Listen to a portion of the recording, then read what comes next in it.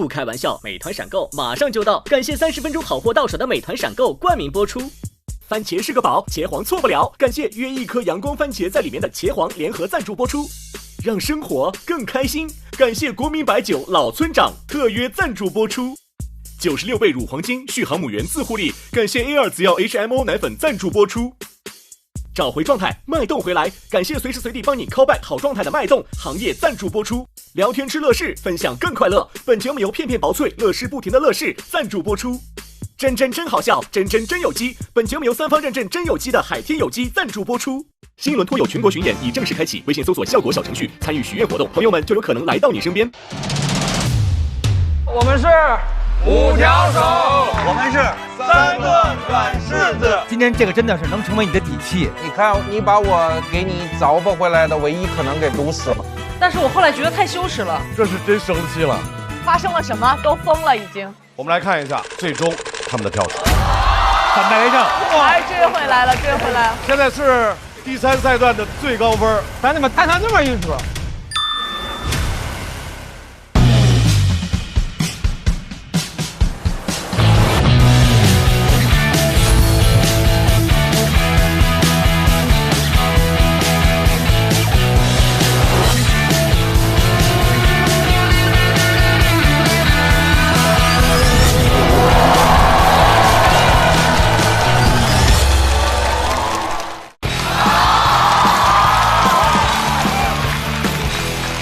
不开玩笑，美团闪购马上就到，感谢快了不止一点点的下一代购物方式美团闪购冠名播出。番茄是个宝，茄皇错不了，感谢约一颗阳光番茄在里面的茄皇联合赞助播出。让生活更开心，感谢国民白酒老村长特约赞助播出。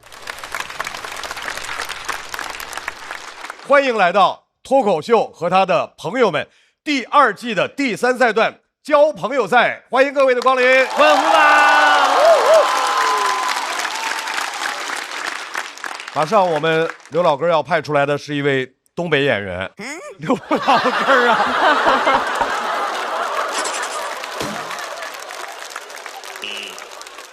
马上我们要派出的是一位东北演员，讲自己的消防员故事，讲的是活灵活现，让我们掌声欢迎二哥。二狗。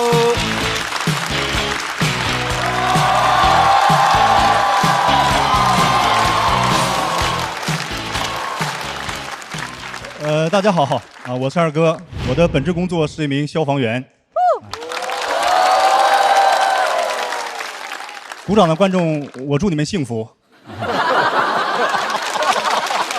这就是2人转的开始了。对，没鼓掌呢，我也保你们平安。我在上一轮比赛当中讲了消防员战友之间的感情啊，今天我想跟大家聊聊我的爱情。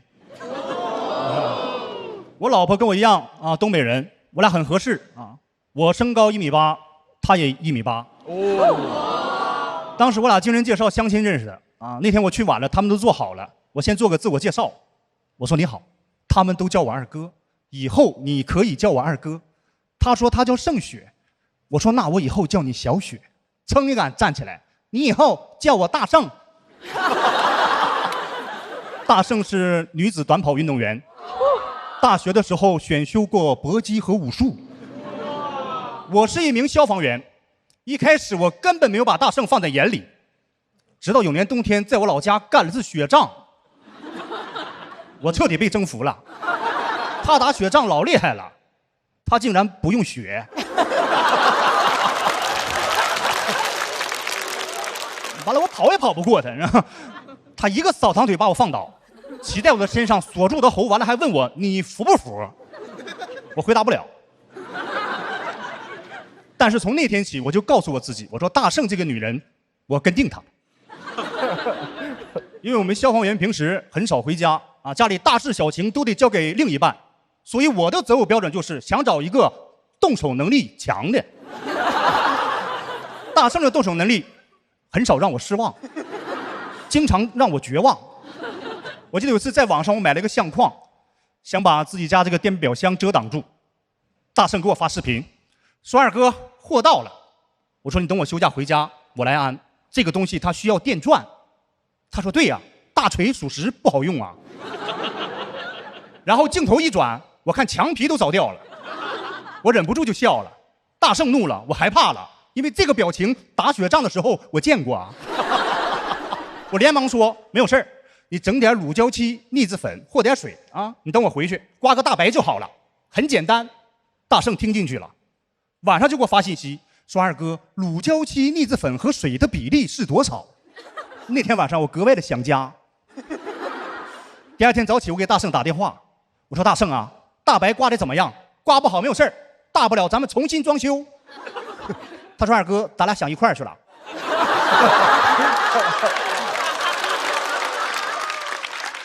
大圣小我7岁啊，一般我俩在一起的时候都是我照顾他啊，这是应该的。他一直想找机会回报我，功夫不负有心人。有次发生了意外，我右膝前交叉韧带断了啊，我做完手术推到病床，当时麻药劲儿没过。大圣对我很好，帮我洗脚，还帮我剪脚指甲。我俩当时有说有笑，我躺着看着医院那个天棚，我一句他一句，我一句他一句，我一句我一句我一句，他没有动静。我猛地起身一看，满地沾满血的棉花球。我看着流着血的大拇脚趾头，我仿佛又回到了手术现场。哎，我看着就疼。大圣拿着棉花球搁那，二哥，对不起，对不起。咱是爷们儿啊！我马上起身，我说没有事儿，二哥不怪你，另一只脚先别剪了。后来回家养病，天天变着花样的给我做好吃的，全是他自己喜欢吃的。那天要给我炸油炸糕，早晨4点半起来和面。我说大圣，你应该注意休息。他说二哥，我不需要。我说病人更需要休息啊。然后他让我帮他测测油温，你知道我那时候很困难呐，我拄着我那个拐，我好不容易来到锅跟前，大圣趴我后面拿着油炸糕，迫不及待，很可爱啊，小鸟大鸟依人那个样子啊。我手往油锅上一放，他说二哥好了吗？我说没好，你等等啊。我又一放，他说好了吗？我说好了。没等我说等等，油炸糕就飞过来了。我看油炸糕掉油锅那一刹那，我绝望了。那是夏天呢，我就穿条裤衩。我想跑是跑不了了，我猛地一个转身，我把这条残腿抬起来了。我让他全方位挡住油锅。我想有什么苦难就可我这条腿造吧。当时烫了4个大包，还有油炸糕大了。我干14年消防员，我没被烫过。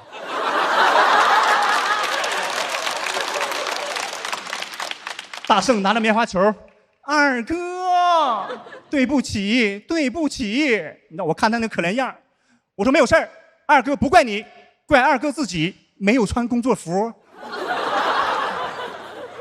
后来他又建议给我理发，我想这个建议让我感觉到害怕了。工具买得很齐全，圆规卷尺他都买，但他捎带买了瓶碘伏，这就很人性化。我喜欢大圣哪一点？做事情雷厉风行。我刚坐凳子上，头还没有摆正呢，歘一推子从后面就干过来了。我看着镜子，我说大圣啊，我感觉有点短。他说二哥，你就感觉短吗？你不感觉疼吗？说完拿着棉花球就过来了。二哥，我说大圣，你收了你的神通吗？从现在开始能不能不说对不起？他说好，二哥，我现在不说，那我推完一起说。后来我战友来我家看我啊，我们战友之间的感情就是这么的单纯。他说来看我，就单纯来看我。一进屋啊，跟我探讨病情，指着我这条腿，说老二是这条腿吗？我说对呀。他说你这条腿怎么还有4个大包呢？哎，我你大拇脚趾头咋地了？我一低头，我说哎，我不想说。哎，我你头咋地了？他说你在家执行任务了。不行，给我回字吧，都得安全呐。后来送走我战友，我记得有一天我过生日啊，大圣在网上给我买了一台轮椅，要推我下楼遛弯。那天晚上我戴着口罩，穿着睡衣，他就推我下去，一边推我自己还发感慨，说二哥，以后咱俩在一起的路上有什么磕磕绊绊，我都陪你走过。我说那你现在能不能给我找条好路？后来来到一个陡坡，他突然停住了，我以为他要换条路，后来他让我握住。这个时候拿棉花球那个景象在我脑海里就历历在目了。我出于本能反应，我歘从轮椅上我就站起来，我说我现在感觉好了，要不我推你吧，我就这么样推着他，你知道路过一个阿姨，看见以后很兴奋，很惊讶，对，这病就得这么练，指着我对象说，小姑娘，你爸是不是脑血栓？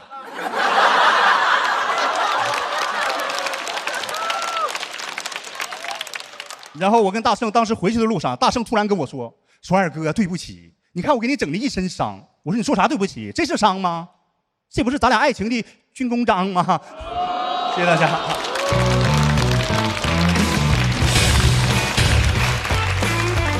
这个作为很小品。二哥锁票倒计时。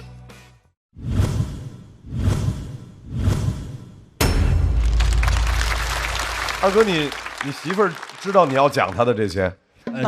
知道。那回去得受重伤了。给她都看了。对。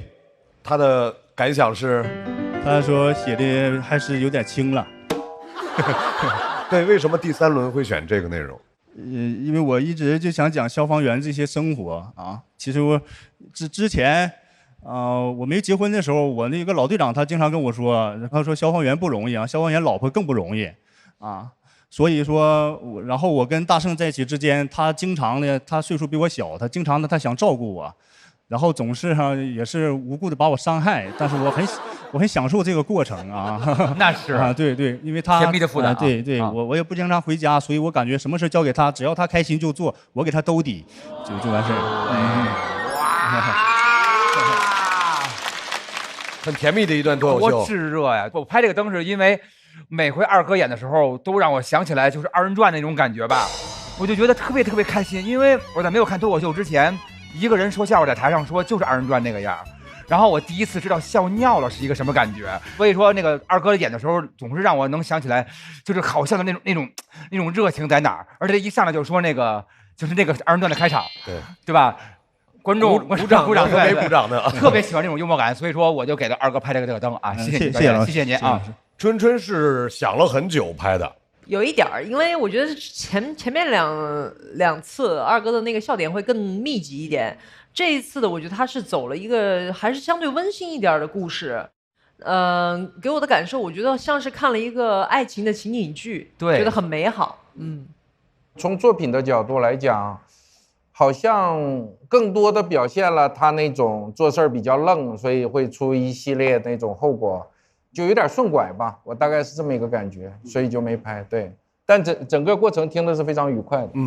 第一次二哥是在这个舞台讲与消防员的具体的工作无关的内容，开始讲家庭的幸福，开始讲他和自己妻子的相处。脱口秀不光是要犀利，脱口秀也需要温暖，所以再次感谢二哥给我们带来的精彩表演。要和二哥进行对战的这位朋友是一位新人。他最擅长的事情是什么呢？是用非常放松的肢体语言来表演他对这个世界的不理解。掌声欢迎小齐。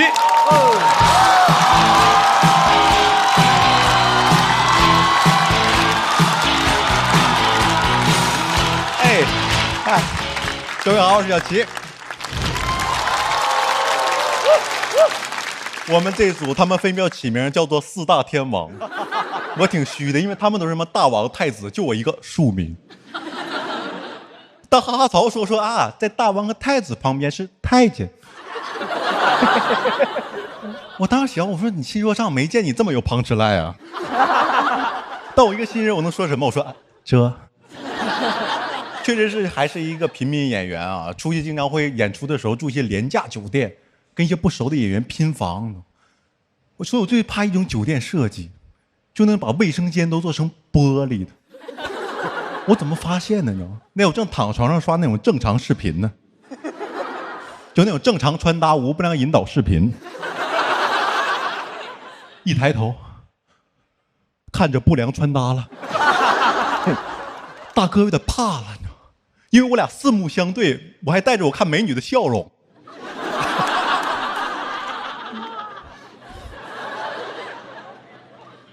我当时就很疑惑，我问那个店员，我说为什么这么设计？你知道，他告诉我答案，我都没听懂。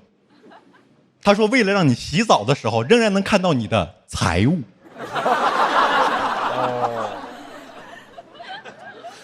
我住的是廉价酒店啊，觉得我这种穷人只要财物不要尊严。真的，我觉得很多事情是你看到了保护不了是最难受的。我不知道你们，我洗澡的时候我保护不了任何东西，我只能保护我的隐私。他把我隐私拿走了，你说怎么保护？正洗着呢，一个小偷把我包拿走了。问题来了，追不追？我就有这种穷人的经典困境，就是钱跟脸你只能要一个。我追的话，不能我擦干了，然后穿好衣服，然后爽肤水。小偷出国了。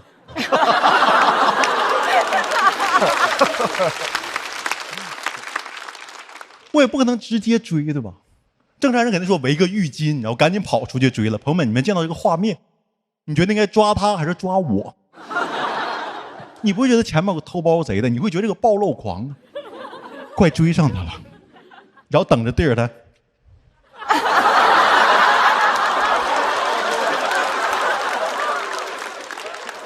但编剧说我这个段子说的不对，说如果我在洗澡的时候进了一个小偷，说我可以直接跟他搏斗。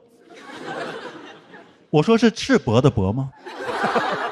哎，我这么就搏斗了，我弱点也太多了吧？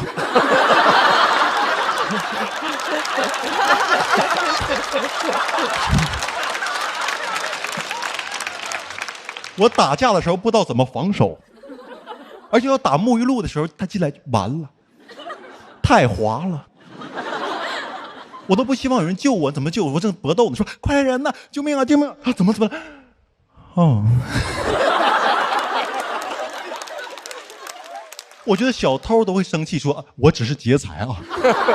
我觉得这是我们生活中经典困境，就很多情况下，而且就你放弃了脸，可能钱就来了。因为我们住那个酒店，第二天我就要去寺庙参观一下，我们同行大哥非要领我去，发现寺庙我俩也逛不明白。我第一次逛，我以为会很古朴，但没想到现在寺庙已经企业化、商业化了，显得我特别土。就原本上山有柏油马路，但不让进车，然后我特别难，因为我要扛着1.8米的高香。我同行大哥非要买，说什么哎，咱上香必须最高最粗的那个，佛祖办事就先办咱的。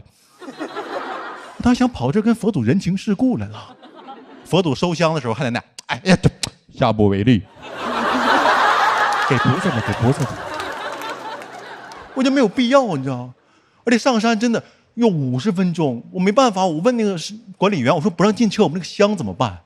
他跟我说那话，我感觉他研究过佛法，因为那个话能应对世间一切的挫折。他说：“你得扛着呀。”哇，这话悬呐！他不说，我以为我得骑着呢。香屁股一点蹭，我就上山了。我扛不住嘛。5·1期间，人山人海，我跟我朋友2个大傻子扛着1.8米的高香爬山，我俩都没法回头，回头就10个人下山了。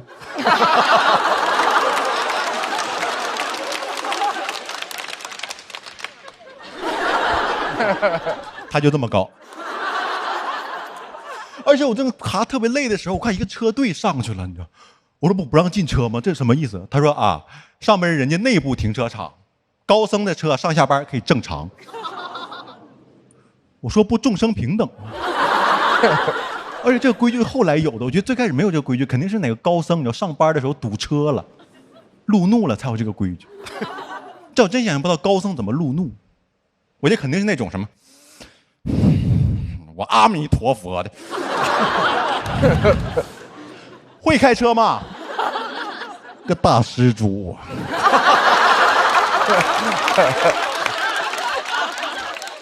超度你，扛着上山50分钟，我到山顶上发现给我累坏了，跟我想象中的完全不一样。古色古香，朱红色的大门旁边6个大字。外来香火莫入，我感觉我像个舔狗，你知道吗？而且进去之后，那寺庙跟我想象中的完全不一样。在功德箱有个特别大的功德箱，在佛像面前，功德箱上有个硕大的收款码。我说老板好厉害呀，他能替佛祖收功德，他不会扣佛祖手续费吧？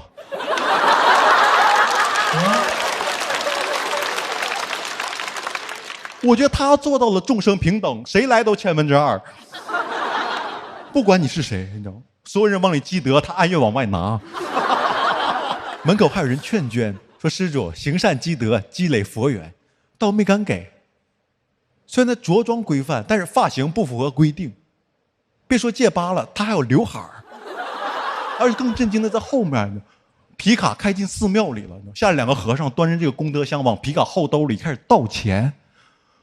我当时很震撼，我不是那种较真儿的人，但是你备点人吧。我对他们的行业评价跟我们行业评价是一样的，就是我不在乎真假，但是你别穿帮啊！你不穿帮的时候，我想不到这些东西。我不能讲脱口秀讲到一半说，其实我刚才骗你们的啊，我可以光着追小偷。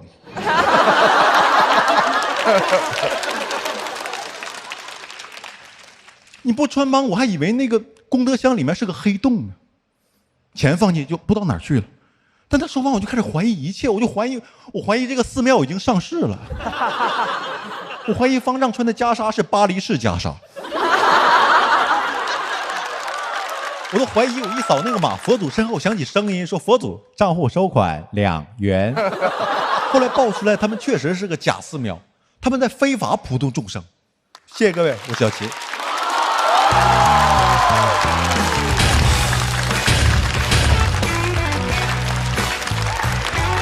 来，小齐的索票通道开启。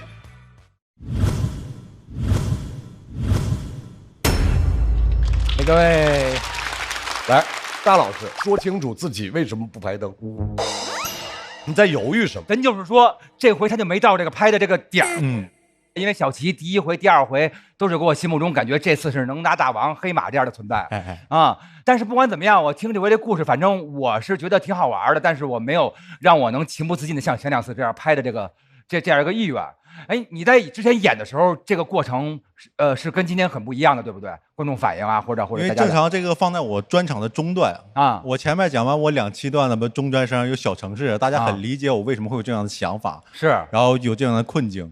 然后突然一上来就讲这些东西，会有一点点别扭吧？是，就是别扭在这个点上，然后所以没有拍啊。您能理解是吧？啊，我太理解了，大老师，谢谢您，谢谢您啊，谢谢您。小齐这个我线下看过，那天是我偷偷去看的，没跟他打招呼。然后，所以我刚才一直在想，你这段演出跟我那天看的有没有区别？还是我自己的脑子里可能有点杂念，会有某些小细节处理的不太一样，可能是。谢谢罗老师。我觉得这是个比赛嘛，那比赛如果看现场效果的话，它只是其中的一个要素。如果这个没有达到的话，我看其他。但他今天除现场相对的温一点以外，其他他现场的节奏、表演，包括内容表达，我觉得全都非常非常好。我个人非常喜欢。但是我就有一个遗憾，我觉得应该还有一番啊。你前面讲了一个穷人在洗澡时候的困境，这个荒谬。然后就是我们在追求信仰的时候，某种的就是这种宗教场所这种荒谬，然后就没了。我以为还会有一个，所以我最后我觉得结束的有点仓促，以至于我拍灯都有点仓促。这是我觉得一个美中不足的地方。小齐是一个一定会给大家留下深刻印象的新人演员，因为他有独特的节奏，他有独特的表达，并且他在整个场上的氛围感是非常和其他的脱口秀演员是非常非常不一样的。来，我们再次把掌声送给小齐。二哥回到现场。二哥和小齐，他们分别得到的票数是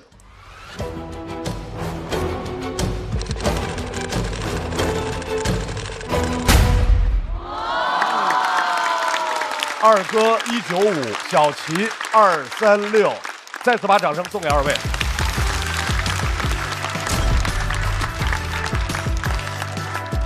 马上我们马大帅要派出来的这位朋友。大家印象非常深刻，因为他很爱生气啊。但是有意思的地方就是他越生气，我们又觉得越好笑。掌声欢迎邱瑞。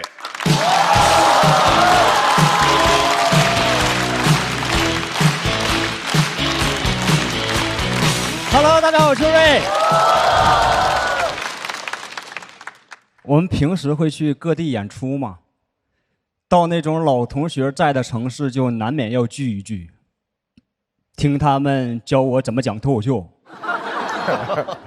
229下肚，他们真安慰你呀、说瑞哥，你今年不就是没上节目，你愁啥呀？我就觉得你好笑，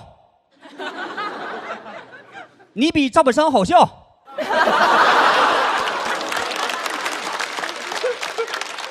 你早晚也能上春晚。我说我上过了。这话你不想听也走不了。我说我要赶7点的飞机，他们说那你正好别睡了，上飞机再睡呗。感觉就算我说我早起要高考，他们也会说正好别去了。你们明星不可以去定向委培吗？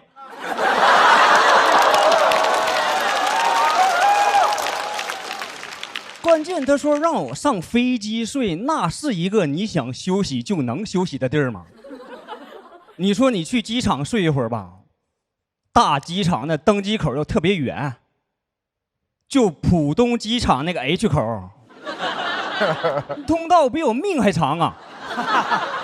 我不知道为啥我每次都到机场了，想去那个 H 口还要坐一段地铁啊！我心想我不是坐地铁来的吗？你们修地铁的时候就差这一段？你要修到沈阳，我就不坐你飞机了吗？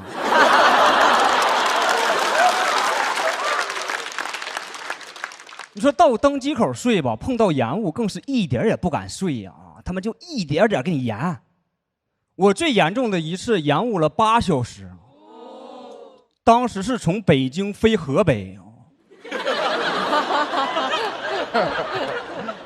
我坐机场里都气炸了，我说早知道我少个共享单车都到了呀。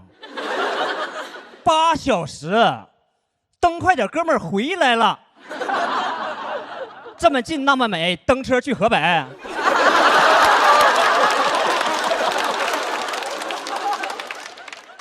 而且我觉得他们解决延误的方案也特别不合理，就是让你去买那个延误险。凭啥你迟到了这么长时间，我想赔俩钱还得先花钱买你这个保险哈？哎，按照你这个逻辑讲以后我上班迟到了，老板不应该扣我钱呢？他得先去买保险吗？下雨天我们还不理赔他？阴天起不来属于不可抗力嘛？我现在坐飞机就会报复性的买这个延误险我精打细算过。按照国内飞机晚点这个比例这就不是一个保险，这不就是理财吗？咱买啥玩意儿，它能20块钱，40%的概率变成200啊！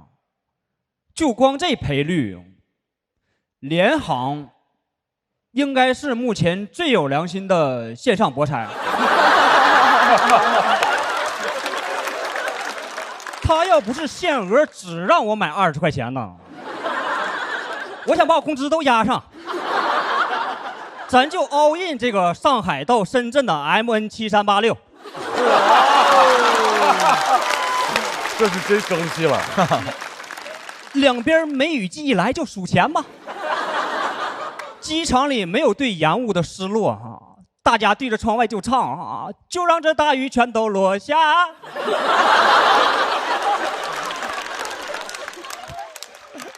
你上了飞机更没法休息了，飞机上就没准备让你睡觉就他们会给你准备一个小桌板，然后再派一堆空乘盯着你不让你用。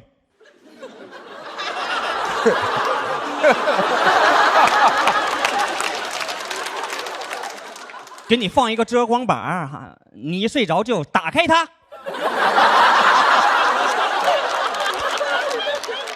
我有次好不容易睡着了空乘遮光板给我打开蹲下来问我：“先生，需不需要眼罩？”我看着窗外那个光气得说不出话呀，就感觉心里这个草字头突然开始光合作用了。哎呦，不懂为啥一定不让我用这个遮光板我就去网上查他们的官方声明嘛，我觉得理由不是很能说服我呀。说是为了让我在空中能随时看到引擎，判断是否异常，然后决定要不要逃生。是不是有点过于相信我这个逃生能力了？我要真有这水平的话，你飞机也多余着陆这一下啊！你就在天上按站点停呗。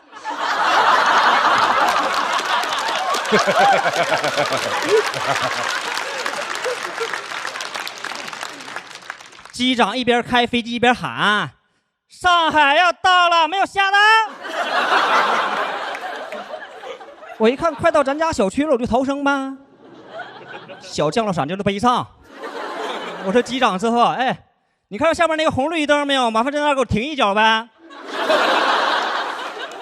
但我觉得这件事更荒诞的一点啊，是那帮坐头等舱的人，他们的座椅被安排到了飞机翅膀前面。哎，这帮最应该惜命的人，打开遮光板也看不到引擎异常啊。不是你们命更贵，不应该自己多盯着点吗？啊，全指着我呢。当然，这种想法是不对的，我也不敢当着空乘面说，因为他们的规矩都在保护我们嘛。我感觉他看到我睡成那个死样子后，心里边肯定也有草字头，很可能嘴上说的是先生，需不需要眼罩？但心里边想的都是让你打开遮光板，你不打开，你叉叉。下面吹，谢谢们。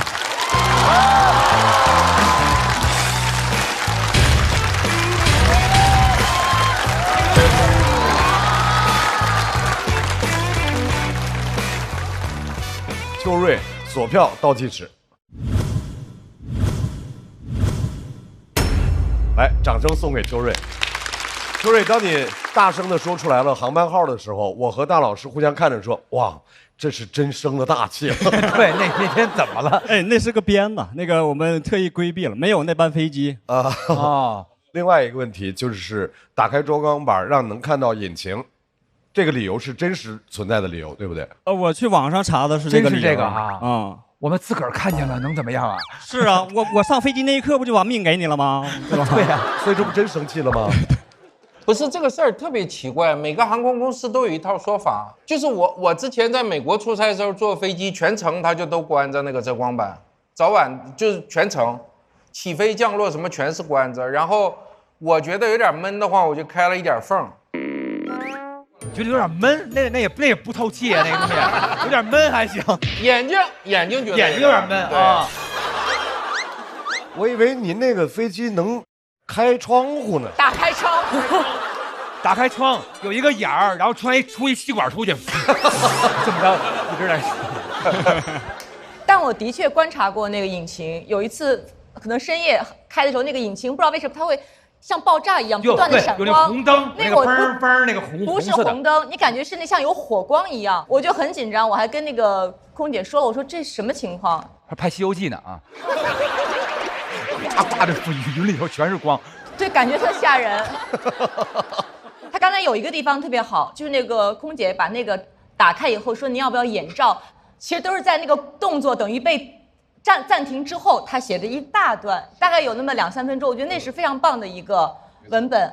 我觉得每次秋瑞的表演，他的这种生气状态都会激发我们每个人去想共鸣。我生活当中遇到的那种不合理的，我觉得这就是秋瑞每次脱口秀最大的贡献。是。秋瑞每回演的时候，他生气的那个点，他老停那，然后大家一块笑，哎，是这样，是的，跟着一块生气，那个点特好玩。没错。我生气的点还在浦东 H 口，因为这个确实是我有共鸣的。浦东、北京大兴，还有天府机场，还有那种就是你过了安检就能看见那个口，从来这辈子没在那儿登过机，你发现了吗？就是那个东西是个摆设，是吧？我都坐好几百回、1000回了，从来没在那最近的那个口那儿登过机啊。登机还好，下飞机没有过。我有想过一个解决方案，一个行李箱是带那种电动轮的，坐在上面，它不就可以解决这个问题吗？但是我后来觉得太羞耻了。哦，对，有好多人那种上台对对对大姐穿一大裙子，直接在这飘过去的上课那个。所以，优秀的脱口秀演员是对生活的发掘，再次掌声送给秋瑞。秋瑞这回让我看到了前几季我看见秋瑞最喜欢的样子，他就是骂完街之后等着大家一块儿觉得是真可恨，然后就是那种感觉只有秋瑞有，独一无二的那个样儿。这组的对抗当中，最后要出场的2位是一个漫才组合，在前2赛段，他们已经用他们的实力征服了观众，让我们掌声欢迎徐浩伦、谭湘文。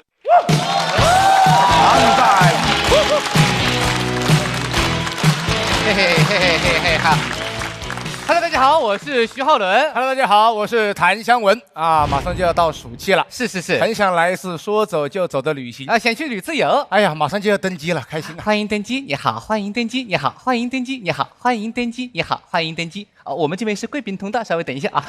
欢迎登机，好，欢迎登机，好，可以起飞了。等一下，我没上去嘞。哎，你不能飞机全是贵宾吧？我也想成为贵宾。哦，想成为贵宾？对，不是贵宾犬，晓得吧？这。神经病啊！你是？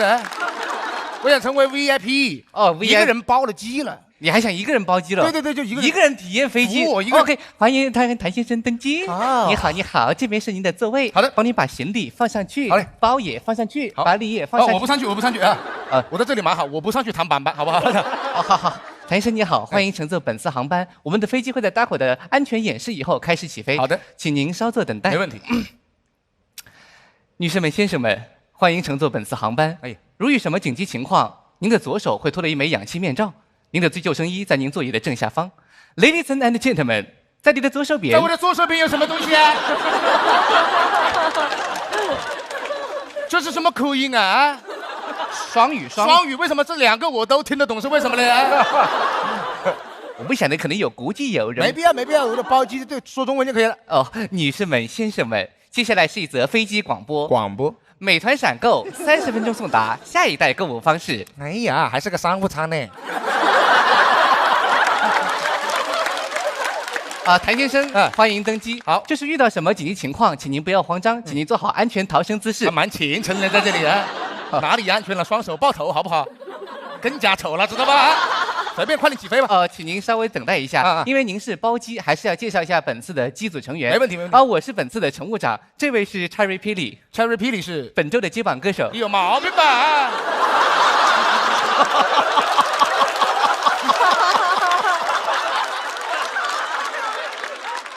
接榜歌手，接榜歌手来我这飞机干什么？不是，他是接榜歌手，他是那个歌手。歌手谁不是明星呢？啊，我知道他是下去晓得吧？没有，他是有下去我包机了。sorry， 他don't like you。Get out。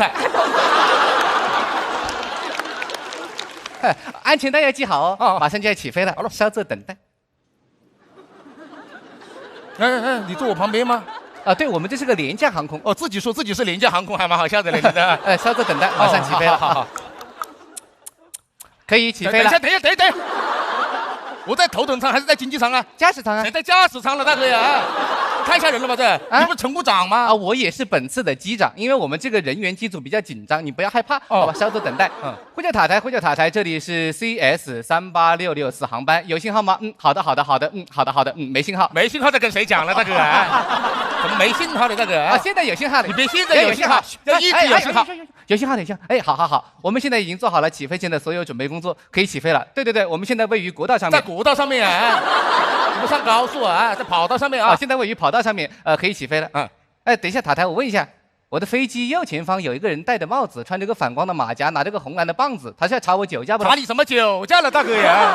那是个地勤，喊你飞了，随时飞了，起飞了。好的，5、4，发射火箭在这里啊！1哆来咪发。干嘛？开飞机，开呀！开嗓干什么？在这里唱什么？我不唱的话飞不起来了。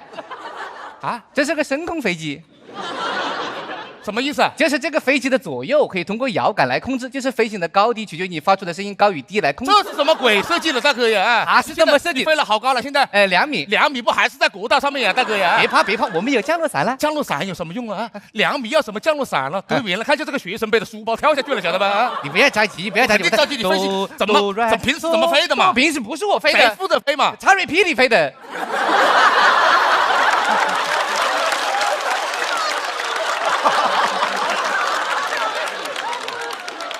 你的肩膀歌手负责你飞行的高度的呀，那不然我喊他过来干嘛的？没有这么搞的吗？你把他赶走了，怎么飞嘛？现在反正我唱不上去了。要不你试一下？我不是飞不起来，你没办法，那就飞1米，那就别飞了。飞，我飞。哎呀，呀啦嗦，那就是青藏。高一点，稳一点，有点抖，要稳一点。高，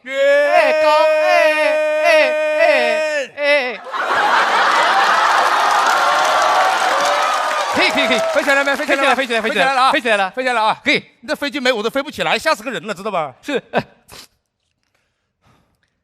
你刚才真的相信了？你什么意思了？你是？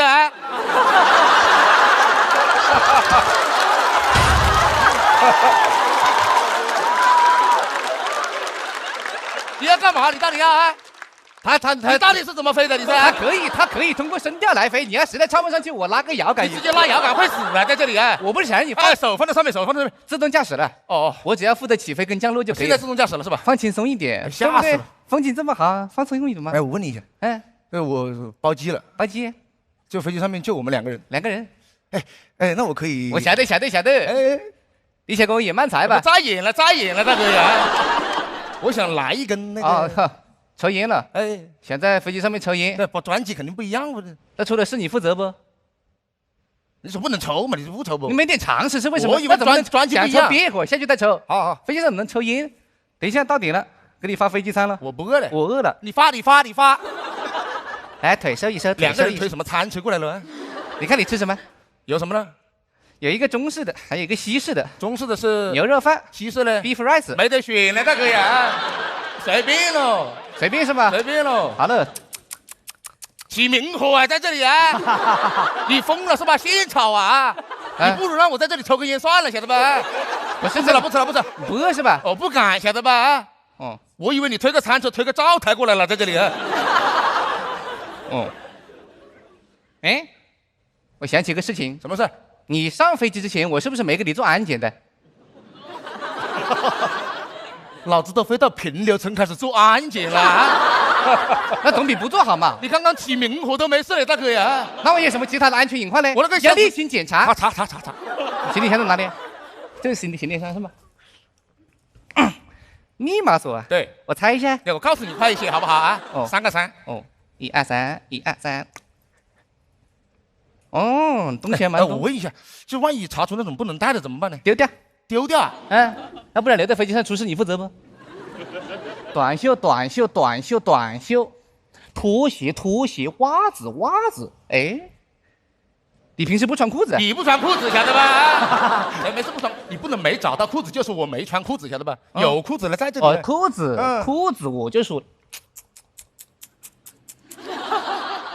火柴。这个我可能忘记了，放在口袋里面。哎呀，那丢了，要帮你把衣服丢掉啊！丢错了，晓得吧？丢火柴了，谁丢衣服的那个？丢反了，知道吧？丢火柴，点燃了，丢啊！干什么？烧起来了，那个！烧起来！谁烧起来了？你这是？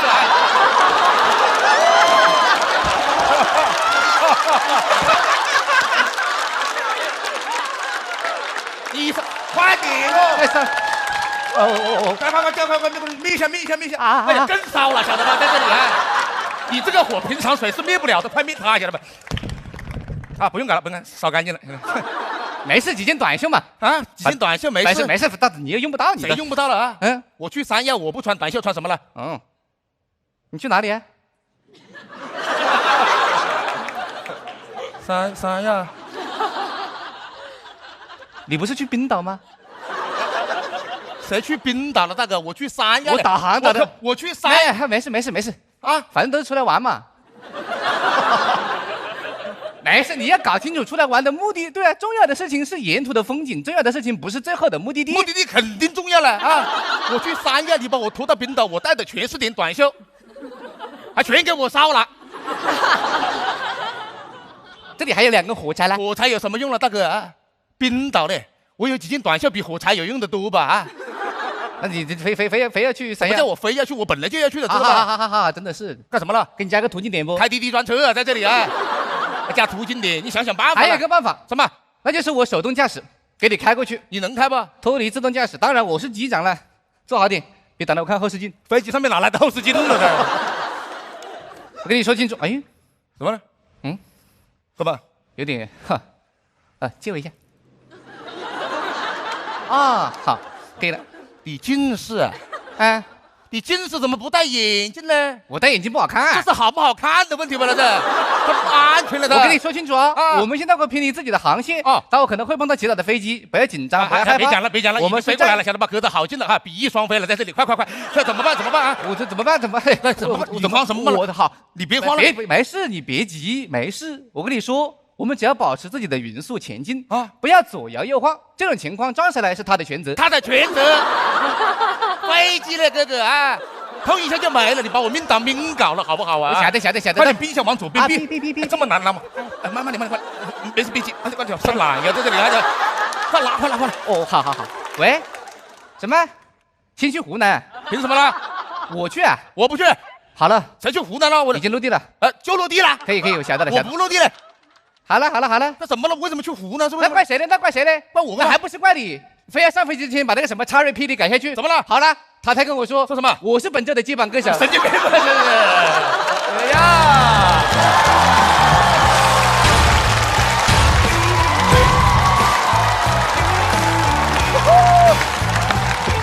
还得是人家慢的，人多力量大。姚浩伦、谭湘文锁票倒计时。来，再次掌声送给2位，谢谢。你拍的点是什么，大老师？我最后拍的，我接榜歌手当然要拍，就是什么都往里搁呀，太好玩了啊！中间那块那个唱那个青岛高原的时候，我以为这个东西行吗？是没弄住嘛，然后结果突然间来一个那个，我觉得特别有意思。就是为什么能想到把这些接榜歌手这些都放进来？对他们，反正这个形式什么都往里搁哈。想到什么就加什么呗。是，你不也进去过吗？我们段子里面，你要不开门看看门口站的是谁呢？谁？张绍刚啊！谢谢你们。这回是怎么对账的？你们不是说每回都要跟上次对账吗？去年第3期是开车，对，是开车啊。这回是飞机哈。飞机，太好玩了，太厉害了。是在那个青藏高原之后反转那个地方你拍的？对，那个升空飞机这个太荒谬了，太荒谬了。前提很废，对，他们所有的表演都会让人在真实荒谬真实之间反复的这么游移。于是对他们最大的考验是，到底那个荒谬的程度能飞到多高？而他们俩里面会有很多的细节，这里面有3个地方是跟之前那个像 callback 一样，讲到我烧起来，然后他往身上倒水，还有说沿途的风景，这些都是以前曾经提到过的一些点，我个人非常喜欢。然后因为他们俩总是特别一本正经讲很荒谬的东西，我会相信。他刚刚讲那 Cherry Petty， 我说这是哪个歌手？他根本就不是个歌手，没有这个人。对，所以我刚才我就会完全的带进去，这是他们特别牛的那个地方，我很喜欢。他们是典型的那种在他们自己作品里没有表现到最好的时候，也过了那个拍灯的线。是那种所谓超一流的选手。对，他们2个鼓励了我，我一直有一个梦想，就是我坐飞机的时候，下回我一摁那个叫那个服务员的灯，然后服务员过来问我说：“先生，你需要什么？”我说：“给我你的尖叫。”然后给我你的尖叫，然后。你每台飞机只能坐1个这种人啊！然后在这他们俩这直升机坐着，就是感觉其实因为他们2个呀，就是有时候看这种荒谬的东西，就让你能活得更勇敢一点。因为生活总是告诉你好多东西就不能干，对吧？然后他们突破了这些框架之后，就能感觉你能就说活着，既然只是活着，那我为什么不能更有趣一些呢？别人认为的荒谬，我既然做了，那我自个儿很开心呢。其实他们能给我一种这种往那边多走一点的勇气，我觉得这种挺好的，更热爱生活。太棒了！来，再次把掌声送给2位。同时，要回到现场的不光有邱瑞，还有2队的所有朋友们。来吧，来喽！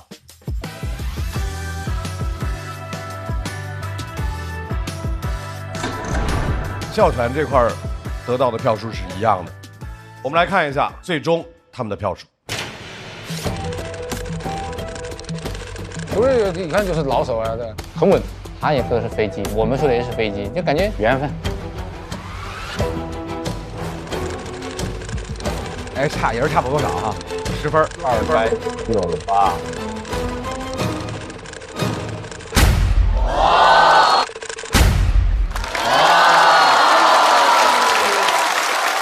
其实很接近，只差了10票。哇，真准！我第六感超级准啊！说明两组演的都非常非常好。279、289，马大帅748，四大天王795，47分。哎，我们要恭喜四大天王3组演员进入到下一轮。恭喜哈曹，恭喜小齐，恭喜徐浩伦、谭湘文。来，我给你，来，走，你把拿走，走。谁是你们4个人里面最松弛的人？徐浩伦吧。我吗？他网瘾太大了，有点，他的松弛感能感染到别人。你要我自己，我可能没有办法第2天玩到4点5，但是突然就想着，人有几个少年呢？18岁的自己陪着玩一玩。我是觉得睡觉没必要睡那么久，但我觉得谭湘文还蛮心灵导师的。哦，就是这2天那个黄子韬淘汰我那个 cut， 大家都看了，然后他们都老学黄子韬，然后说我东西太简单了啊，一堆黄子韬。但是我想起他饰演的黄子韬，他给我发链子，他说特别喜欢你，给我逗得乐。徐浩伦说一下。我说啥？因为是比较同频，你怎么就是如果同频的话，怎么安慰我在想这个问题？一起哭，一起笑。心情不好的时候，2个人都心情不好。基本上是这样子。这不就这样过日子吗？就是哥们过日子。接下来马上要对战的这2队，首先有请5条手雪冰、张俊、孙书恒。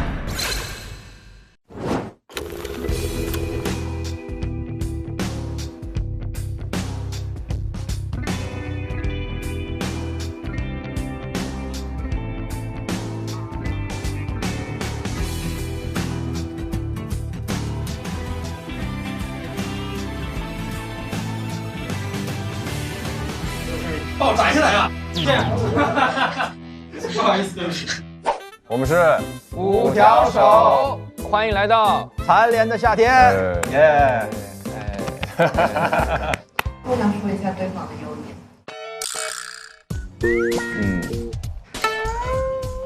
就大家都不是那么完美吧，不是什么好东西。说说缺点。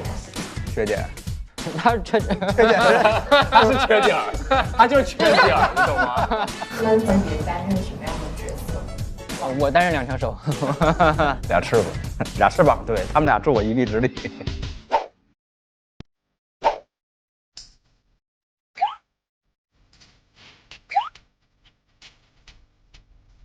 吃饭吗？整面，我给你臊子做好了，行吗？加面条，行吗？啊，行吗？你是吗？臊子，你是带汤还是不带汤？橘子红酒过日子，很不讲究，我就有。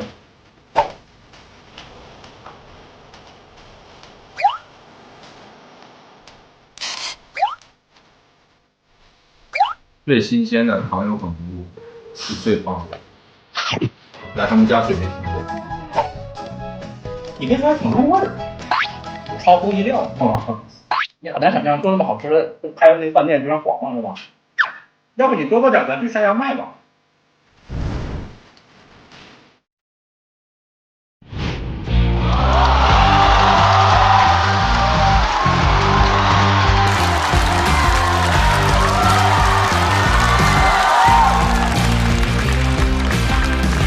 好了，大家好，我们是5条手。我们的口号是欢迎来到残忍的夏天。热烈的掌声欢迎3位。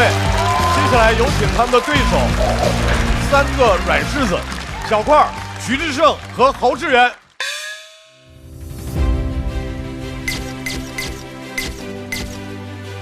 开花今天是倾巢出动，今天就是开花所有的演员已经正式跟大家亮相了。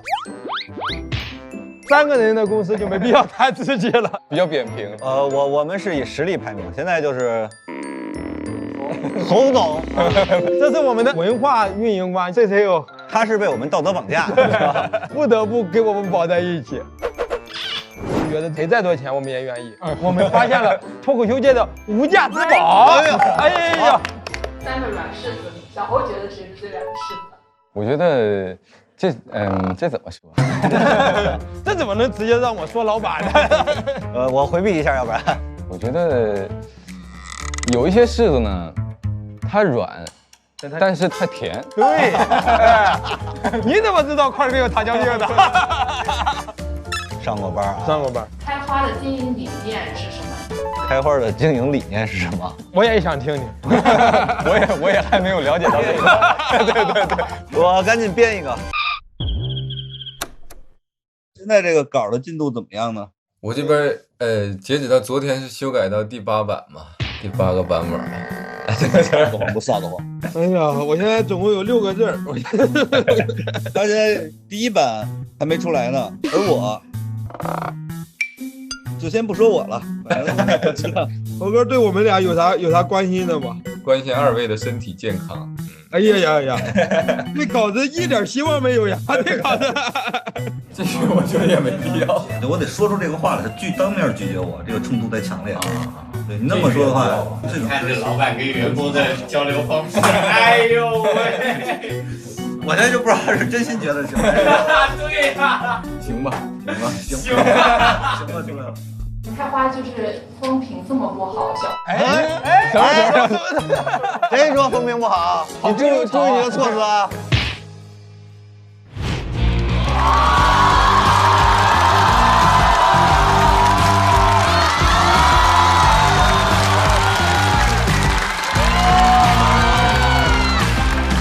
我们是3个软柿子。3个软柿子，你我一柿子，带刺儿的柿子啊！我问一下这个软柿子代表徐志胜先生，你们最后挑和他们组进行 PK， 内心的真实感受是？因为没人挑我们，因为他们挑的时候都说我们找个强的打，然后就把我们2组剩下了，还挺伤心的。哦，那小侯同学，因为你们是一个俱乐部嘛？哦，他们一个俱乐部的，他们一个俱乐部的。小块和那个徐志胜都是老板，你同时和2个老板一起演出的内心真实感受是？救救我！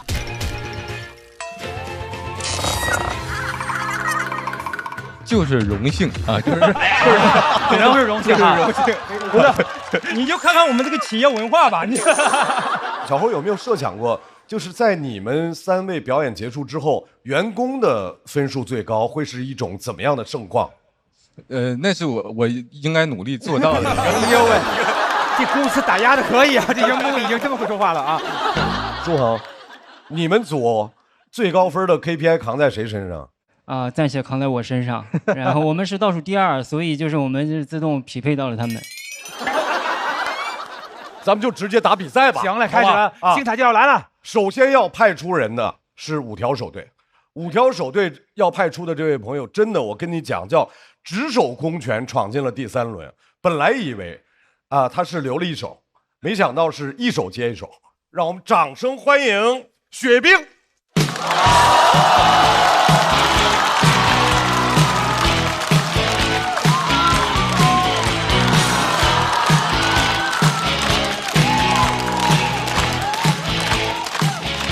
Hello， 大家好，我是雪冰。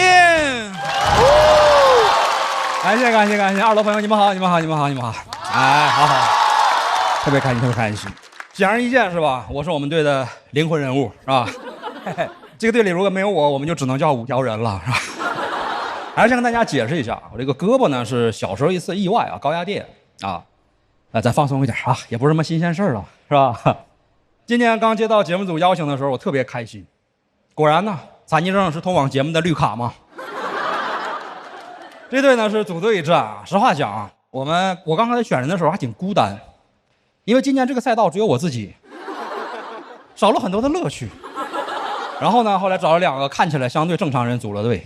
组完队之后，我们要起名字嘛，他们想了半天，一开始说队伍名要叫“好汉2个半”，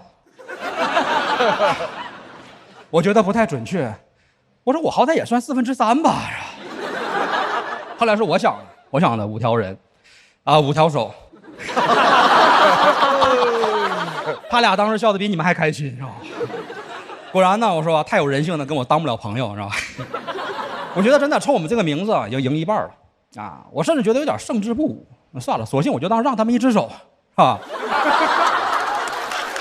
前几天跟一个已经淘汰的朋友聊天，他越聊越激动，看着我的袖子，突然来了一句：“还是你这玩意儿好使啊！”我说：“你要是那么羡慕，你也可以来我们赛道嘛。”这轮讲讲我小时候的故事啊！我大概是小时候5岁的时候吧，经历了一场意外。当时其实面临着一个很难的一个困境，就是我要在不到1年的时间啊，学会写字，才能顺利的上学前班。但其实我出事之前呢，其实右手早就会写字了，写的还挺好。你现在还要重新学，心里很难接受。那早知道垫左手了。左手写字确实啊不太容易，尤其是写铅笔字，写完那个字迹呢，会被左手这个手掌呢涂抹一下。写完你看那个字吧，有点像那个渐变艺术字。我妈就哄我呀，说没事咱想想办法啊，咱可以从右往左，从上往下写嘛，那古人都那么写嘛。我就感觉自己生不逢时。你这要是生在了古代，不止写字方便，还没有高压电呢。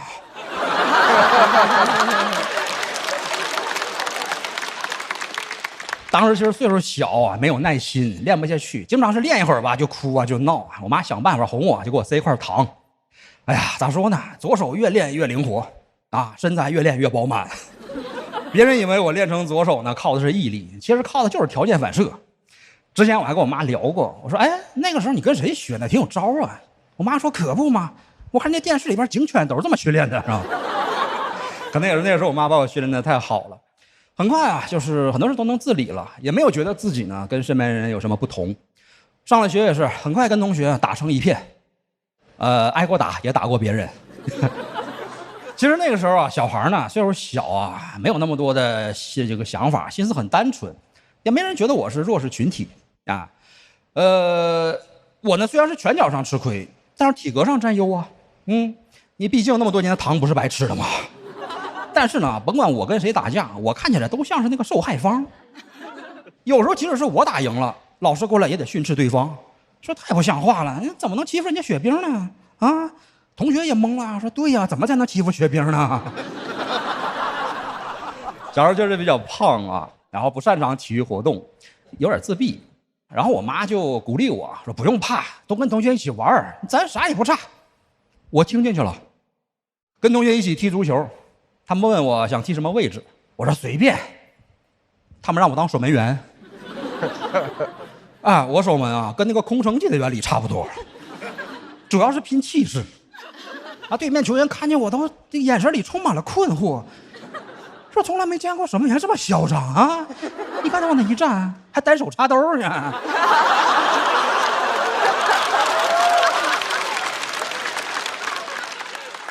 实话讲，我其实心里也慌，没办法呀，我就赌一次，我就赌我家后卫啊不会让这个球进入禁区，我还赌对方球员吧有道德，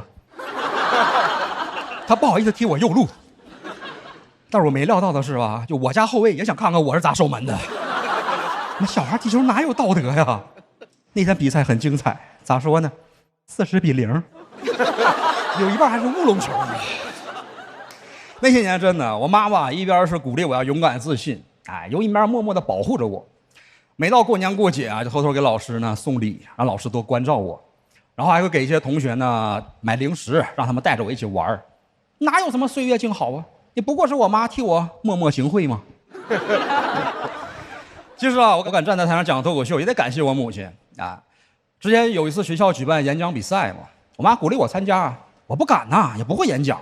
我妈说不用怕，那玩意儿简单，就像咱家过年嘛，酒桌上订个祝酒词一样啊，主要是气势。我教你。她一句一字教我，哎呀，不止教会了我自信，还教会了我错别字跟大舌头。她这么教的，说人有悲欢离合，月有阴阳圆缺，世事古难全。比赛那天啊，我站在全校那个大礼堂上，面对着全校的师生，还是紧张了。我说今天给大家朗诵一首苏东坡的词，水哥掉头。那是我第一次炸场啊，虽然输了比赛，但是给大家带来了欢乐，感谢水哥。我其实也是后来才知道啊，其实在我刚出意外最艰难的那段日子里啊，我妈也差点放弃希望。有一次啊，她骑着自行车带我回家，然后走着走着吧，突然就哭了，然后带着我吧就走向那个火车轨道。我当时其实岁数小，但是马上也发现了我母亲的意图，吓得我当时就喊出来那句名言，我说妈，人生不是轨道，而是旷野啊。开玩笑，其实当时具体说了啥呢，我俩都想不起来了。但是据她回忆啊，确实是我当时的安慰呢，让她打消了轻生的念头。那年5岁的我在铁道边获得了新生，所以你们也可以叫我铁生。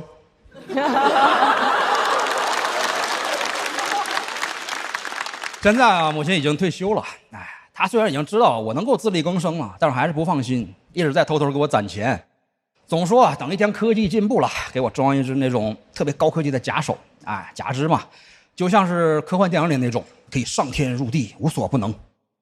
我说妈，那倒也不用，你毕竟吧，我讲脱口秀，这玩意儿好使。如果有一天啊，真的装上那种假肢呢，哎呀，我只想给你一个完整的拥抱。感谢大家，我是雪冰。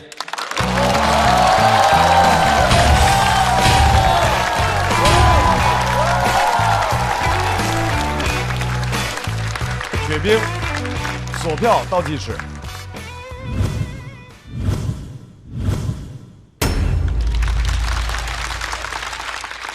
雪冰因为这几次的表演都特别的轻松活泼，他每回上来这个事儿吧，就说每回上来都要说那句是吧？说大家不要紧张，然后怎么着泄这劲儿，没办法，得接。对，然后而且雪冰大家知道吗？那个雪冰是虽然是这个状况，但是他得过冠军，对不对？是某方面一个冠军啊，嗑瓜子儿。也不完全算嘛，我之前是玩魔兽世界，有玩的吗？冠军是家里冠军还是哪种？没有，我玩魔兽世界是在当年的有一个版本，我们团队抢的那个世界的首杀，哎，我作为团队成员之一吧，算是啊，算是一个团队荣誉啊，大概是这样。对，挺厉害的，这你看玩游戏什么的，什么都不耽误，只要有热情，一切都能做到哈。我拍这灯就是最后想给完整的拥抱。完整拥抱那一下，击中了哈，那一下，对，那个煽的很高级，对，因为煽情这种煽恶心了就是脏活嘛，因为他特意把它搁最后一句，就是那一下，然后你就一下就明白了啊，就特别好。我也是那一下就不行了，对。你觉得妈妈是个怎样的女性？很勇敢，很乐观。我妈年轻时候非常漂亮，像艺术照一样。我妈说，我小时候可厉害了，幼儿园里边的扛把子，天天这个上房啊、上树啊，总是在疯、在跑、在玩、在闹，而且争强好胜啊。出车之后好像就很少拍了，中间很长一段时间我都找不到太多我的照片，合照也很少。我想把我对他们的那个感激之情通过段子表达出来吧，真的是很感谢我母亲对我的培养教育，我觉得才有现在的我吧。哎，雪冰，我想问你一些，就是后边还有的话，就是你会讲很多那种单手以后的生活细节吗？因为我们以前听黑灯，他会讲很多，我其实很期待，然后希望你能讲，而不是我问，比如说什么怎么系鞋带啊，怎么系裤腰带啊，什么就这些。现场演示吗？不是，后边你的作品里会有的，会有哈，有的。那我老实等着。好的，行嘞，肯定段子多了去了啊。谢谢，雪冰休息一下，来看一下对方派出来的软柿子的能力。谁呀？对方派出来的第一颗软柿子，老板。因为他之前跟我们分享了他是如何通过自己的努力，就让他的俱乐部亏损100万的故事，所以他今天决定给自己翻个身，他要跟大家分享一些当老板的智慧。哇，还有这真有啊，又真有智慧。那得听听。来，让我们掌声欢迎开花脱口秀的老板小块。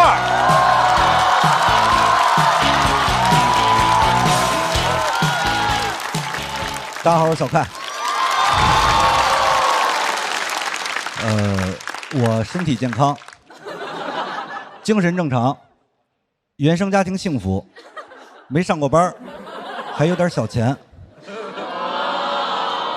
就你们这个反应就能知道，我这个条件是很难在这个比赛中突破第一轮的，因为脱口秀比赛讲究的是幸福者淘汰啊。直到去年开了家俱乐部，叱咤商海，今年已经走到第3轮了。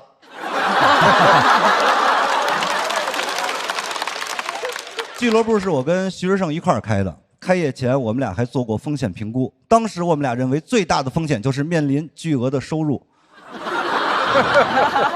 人性经不住考验啊，财务容易出现问题，所以我们俩运筹帷幄，提前布局，毅然决定在没有任何财务进账时先招一个财务。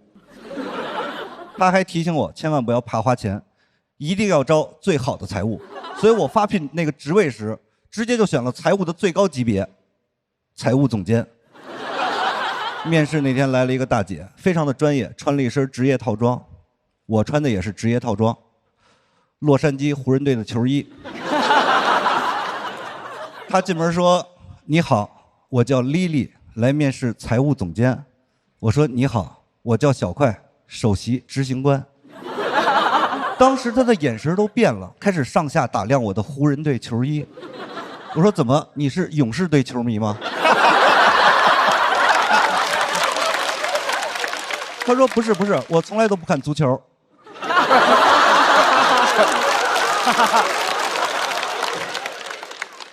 他说：“我就是从来没见过首席执行官穿得这么随便，有点不太适应。”说实话，我当时是有点心疼他的。我说：“你慢慢适应，职场也是可以有穿衣自由的。”他说：“好。”当时他和你们一样，在等我接着往下说。但我是第一次给别人面试，已经不知道该说什么了。幸亏想到面试嘛，就是通过问问题加深双方的了解，这在脱口秀里叫互动。所以我张嘴问了一句：“你是一个人来的吗？”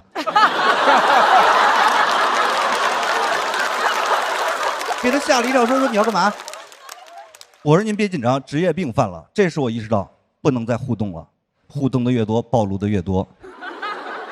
我天生就是当老板的料，懂得把问题抛给员工。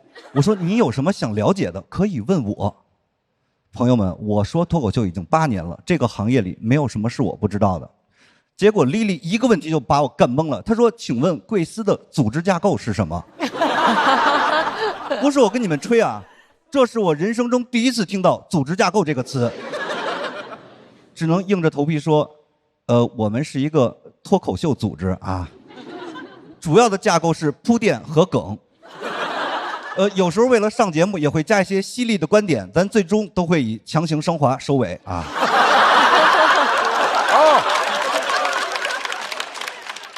丽丽听了以后说了职场人懒得争辩时最常说的2个字：行吧。接着又问了我第2个问题：公司财务团队现在有多少个人？公司财务团队有多少个人？公司总共就2个人，都很难说得上是团队，只能说是一对儿。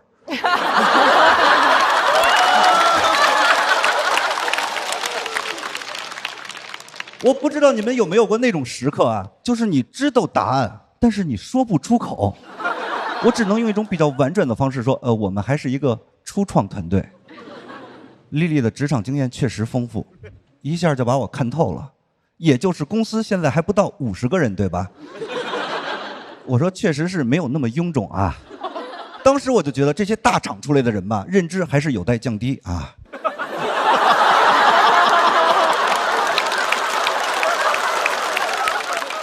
接着他又问了我很多问题，我不是说回答不上来啊，我是压根儿听不懂题。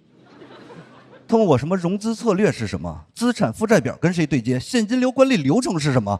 当时那个场面怎么说呢，显得我这个人非常有城府，因为他没从我这儿得到任何有价值的信息。我几乎每一个问题都是同一个回答：初创团队，初创团队，初创团队。老板嘴中的初创团队，就是员工嘴中的我不会，但是我可以学。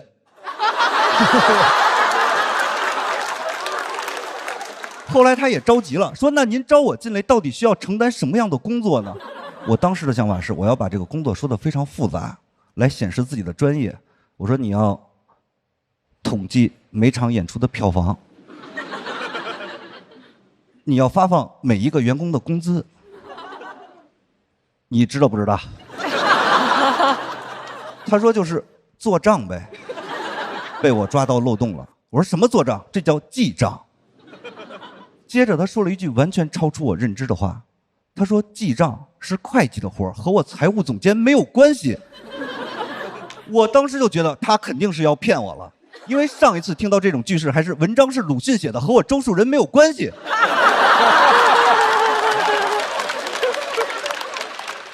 接着他非常不解地问我说：“你这点活招一个会计就可以了，为什么要招一个财务总监呢？”我就跟他捋了一下我的逻辑，因为在我的概念里，财务就是会计更体面的一种说法啊，就像设计师是美工更体面的说法一样，就像脱口秀男演员是歪瓜裂枣更体面的说法一样啊。招最多呀！为什么招一个财务总监呢？你们去过理发店都知道啊。这个总监就是能力最强的，我倒是想招一个财务店长，没有这个选项啊。丽丽听完了我的解释以后，对我的工作能力表示了极大的认可，说：“你可真幽默。”接着她跟我详细的解释了一下会计、财务总监的区别。我当时就想，哎呦，她懂得可真多呀，这个人我要定了。我问她：“你愿不愿意加入我们开花脱口秀？”丽丽说了一句求职者很少在面试时主动说的话：“今天先到这儿吧。”啊。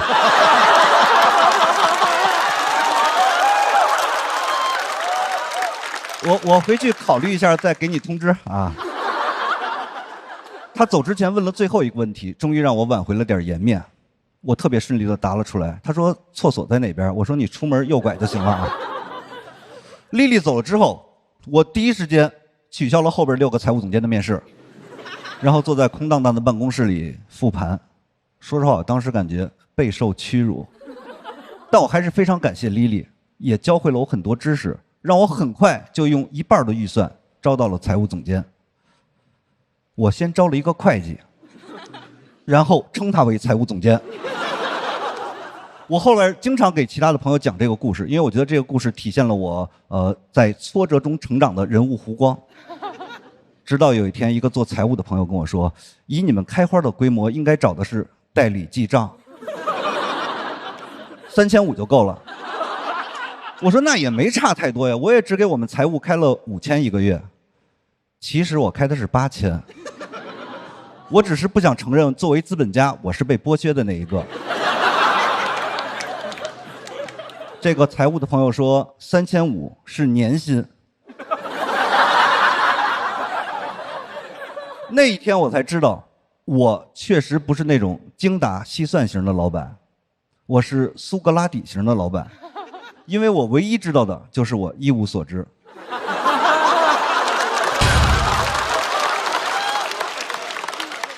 我知道讲这个段子显得我这个人非常的愚蠢，但是承认自己的愚蠢不丢人，毕竟我们是初创团队，还可以学啊！谢谢大家，我是小快。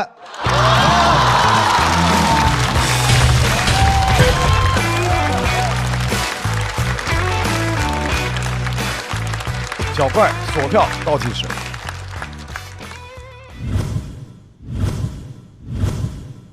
小块老板，您有什么想要问我们的吗？啊，互动一下，互动一下。对，多好啊！你看全拍了，哦呦，开心啊！有什么想来，您问。我这些财务知识可能罗老师知道的比较。对啊。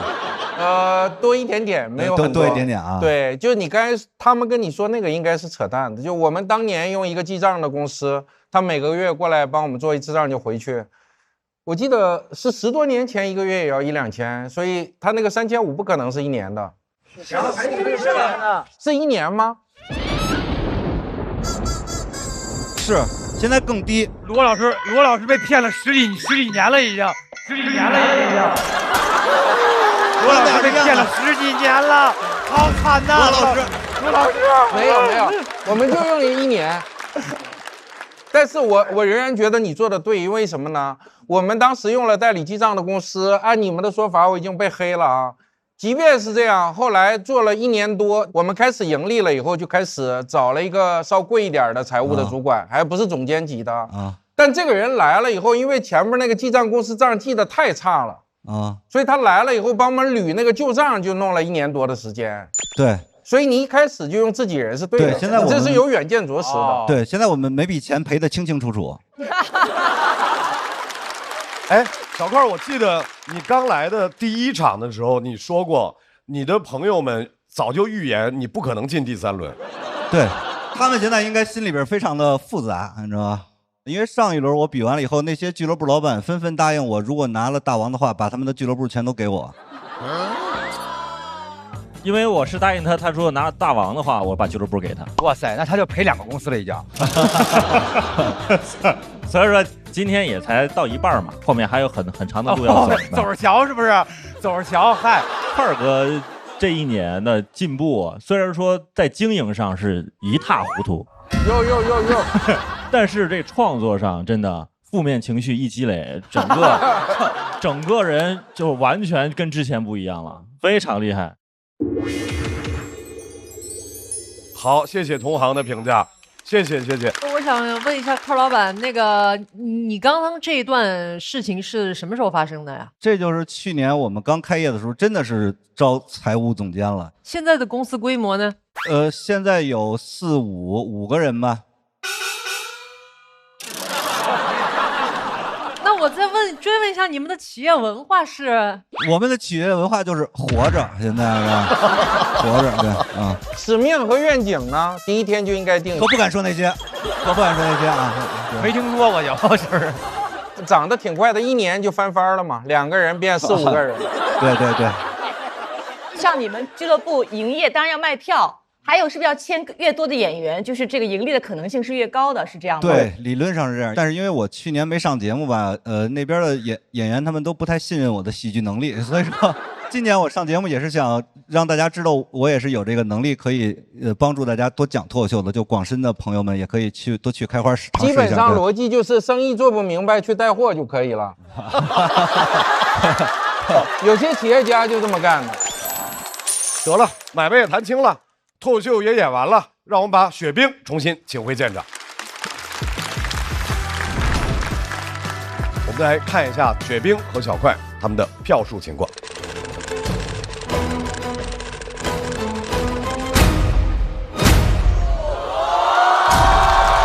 小块为赢，扭亏为赢，279扭亏为赢。279。在公司的话，应该是能直起腰来了，扬眉吐气了。谁能想到？今年块哥，你就感觉这个人他是真的想写东西，他是真的想讲东西，他真的想把这个事儿弄好。他想表达，喜剧还是得有情绪，对，北京孩子要脸。他其实这个在我们3个人团战中，他压力是最大的，因为他很害怕这个东西做不好，开花还会继续亏钱。对，但我感觉这一次块哥确实稳稳当当做到了，让大家对开花的主理人。小块姓名郭永年，身份证号31101，不用说那么细致了。哎呀，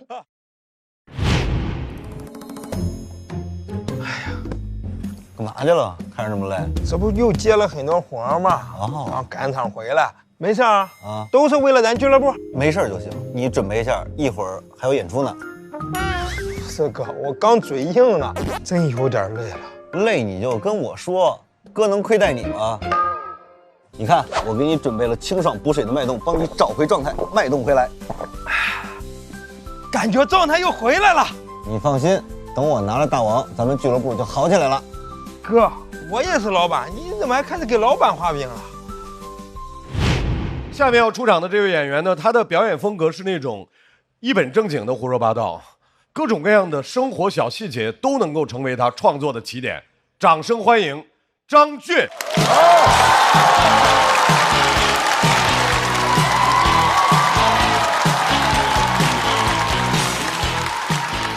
大家好，我是张俊，你们好吗？哎，2楼的朋友你们好吗？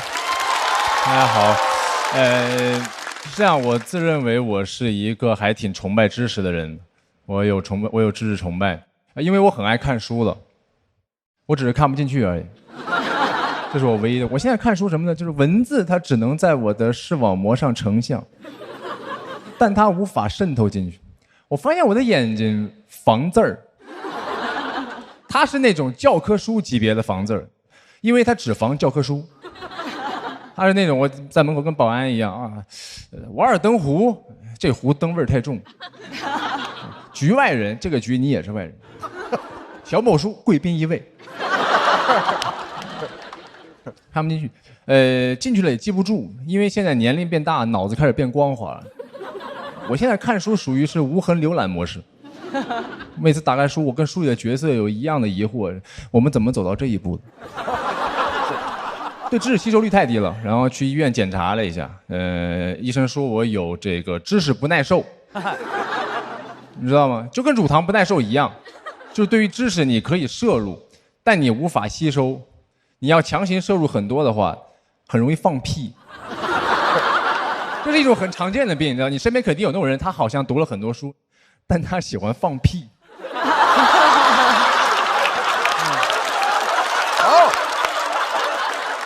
你见过吗？他生病了，你知道吧？啊，后现代主义那块，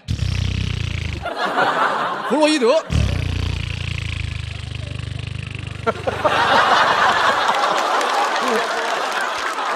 弗洛伊德这个屁特别长。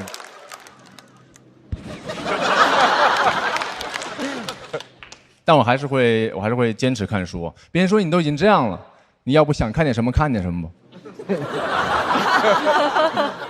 可是我觉得看书很酷，它现在很小众，它很叛逆啊。中学有人觉得抽烟很叛逆，那是因为你在读书的地方抽烟，你在抽烟的地方读书也很叛逆，一样的，你知道吧？高铁门一开我就冲出去。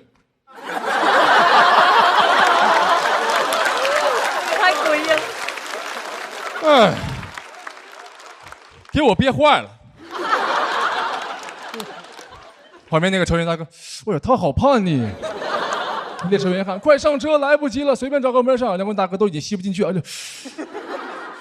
我也一样，我知识不耐受了。列车员喊：“还有人要上吗？”头一次因为读万卷书没赶上车，然后要行万里路。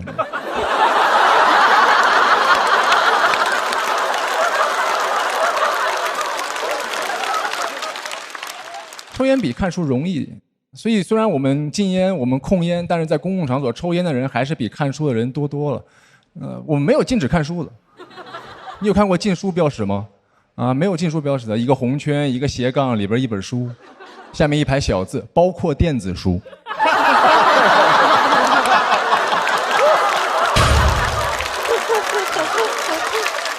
你把高铁厕所门一拉开，干嘛呢？你干嘛呢？你干嘛呢？我抽烟呢。行，不准看书啊，包括电子书啊。这容易太多，问题是知识它不成瘾，知识它要成瘾就好了。你直接往烟里边加很多知识，直接抽，它甚至可以解决我的很多疑惑。不然我老是好奇，为什么每一个在烧烤店里边大声喧哗、一边抽烟的人，他们碰巧都对俄乌战争那么了解？这些信息哪来的？那指定是烟里边有点东西了。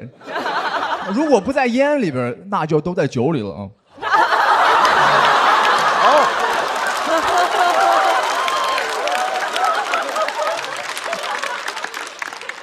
但唯一的问题就是吐出来的这些二手知识有点太臭了，太臭。所以我跟雪冰一对，他只有一手知识。是我没什么人性，你知道吗？相比于崇拜知识来说，崇拜学历就简单多了，因为学历它只是一个阶段性学习成果的证明，它代表你学完了，又不一定学会了，所以它很像驾照。你肯定有那种朋友，他是有驾照的，你从来不敢让他开车的。他说：“今天我来开吧。”别闹啊！他坐在后面抱怨：“我可是全国双一流驾校毕业的。”他每年发朋友圈祝驾校生日快乐。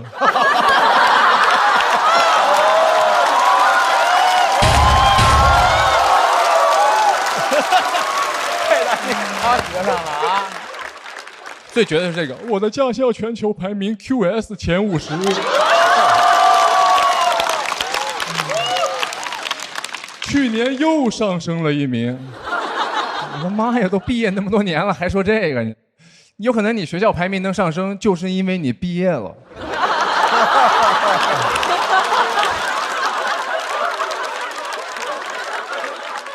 别蹭了，你要真的厉害的话，你的母校会来蹭你的。就算你没有在那些学校上过学，那很多学校都会想要授予你荣誉博士，一大堆学校想要成为你的继母校。崇拜学历太简单了，你都不需要自己真的获得这个学历，你崇拜别人的学历就好了。我朋友他从美国回来之后，他女朋友是哈佛的嘛，他就开始炫耀别人的成就，对吧？这是我女朋友，哈佛的，他连名字都没说，连名字都没说呀。哪儿人呢？哈佛的。星座呢？哈佛的。MBTI HAFO。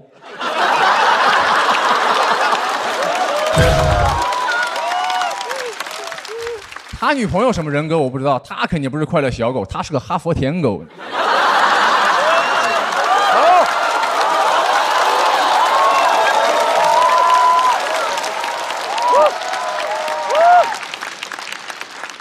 然后我问他女朋友，我说您在那个哈佛是读什么呢？他说我是脑科学的博士，挺厉害的。然后我朋友在旁边，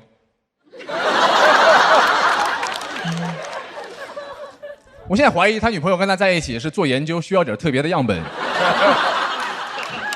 需要他女朋友论文致谢的时候，感谢我男朋友给我这么精彩的数据，他男朋友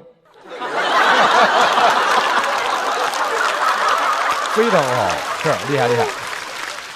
我只想说的就是不要光崇拜学历，不崇拜知识。你如果只崇拜学历的话，很容易被我这种学历不稳定的人骗。因为前几年我读博士的时候，他们还说，哎，段子挺有文化，挺有东西的。然后后来变成本科了，人还是要多读书，人还是我怎么退个学把梗也退回去了，没有必要。那现在他们前段时间有人听说，哦，我又拿了哥大的 offer， 然后他说，哎，段子还是有点东西的。夸早了，就是我段子有没有东西，取决于特朗普给不给我签证。没拿到签证啊，在这儿。没有必要，不要光崇拜学历，尤其是咱们这个行业，有些人好笑跟他学历高不高没有关系，他本来就好笑。我特别受不了有人说，哦，学历高的人讲段子就高级，好笑就好笑，高级，骂人真脏。就是你但凡吃了一顿饭，你知道它很高级，你就知道完了，后面还要再吃一顿好吃的。还有生活中也是，如果你发现生活中有人一直用那种学历的光环去照你的眼睛，他有可能只是怕你发现后面什么也没有。但我什么也不知道，因为我知识不耐受。今天我的屁就放到这儿，谢谢大家。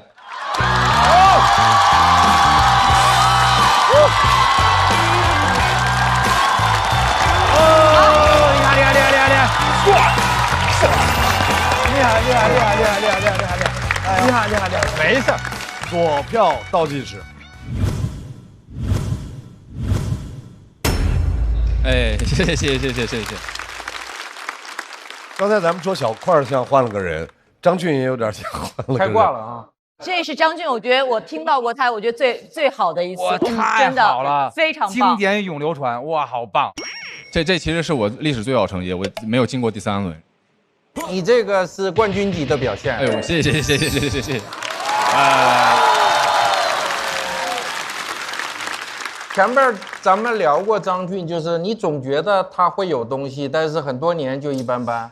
然后上一场的时候啊，因为太好了，我说这是我期待的张俊，是最好的张俊。但今天是在最好的张俊上边又跌了好几场。谢谢，非常了不起。今天这个真的是能成为你的底气，也许以后啊。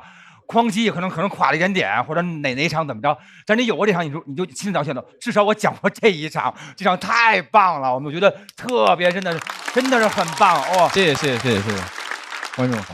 认同张俊的观点，我认为学历差距不重要，思想和学识差距才重要，所以建议大家多读书。如果大家像我一样喜欢纸质书，可以打开美团点闪购，上边不但有吃的、喝的、用的，还可以选一本好书。30分钟后就可以开始阅读。我听特别嗨。然后你是在苏格拉底那地方拍的？不是，我是在哈佛。哦，哈佛。HAFO 的时候吧。对，他说我女朋友哈佛，对，名字都没有，名字都没说啊。但是实际上我在他第一个点，我就挺想拍。那个点是他从高铁上冲出去看书的那个点。哦，这个是吗？对，那个点太有画面了，那个对。我是括弧含电子书那块儿，真的太好笑了，那个太好笑了，又是生活里面的小细节和自己的主题。我想知道张俊，你这个灵感是什么时候获得，怎么获得的？就突然想到。这个灵感就是我一开始写看书和抽烟的时候，我想把它做一个对比。我一直观察到了它下面会写一个包括电子烟这个事情，但这个事情始终没有变成什么。然后有一天，它就在脑子里边一直转，突然间就来了，对不对？它一直转，就是它没有消失掉，在这地方一直转。然后有一天我写的时候，这地方这句话就自然而然写出来了，然后就变成这样。想东西都是这种。来，我们听一下我们的编剧程璐老师。我觉得今天之所以那么好，是因为他这一段非常的精准，非常的在点儿上的，所以我觉得这是张俊在这个脱口秀的舞台上，就鲁豫老师说的有史以来最好的表演。谢谢。但是在我们这一轮里，再棒的脱口秀演员也会有他的挑战对手。马上第二个软柿子要上场。哦，起立！第二个软柿子是小块的合伙人。然后也是拉动他们这个开花的一辆马车，厉害，掌声欢迎徐志胜。大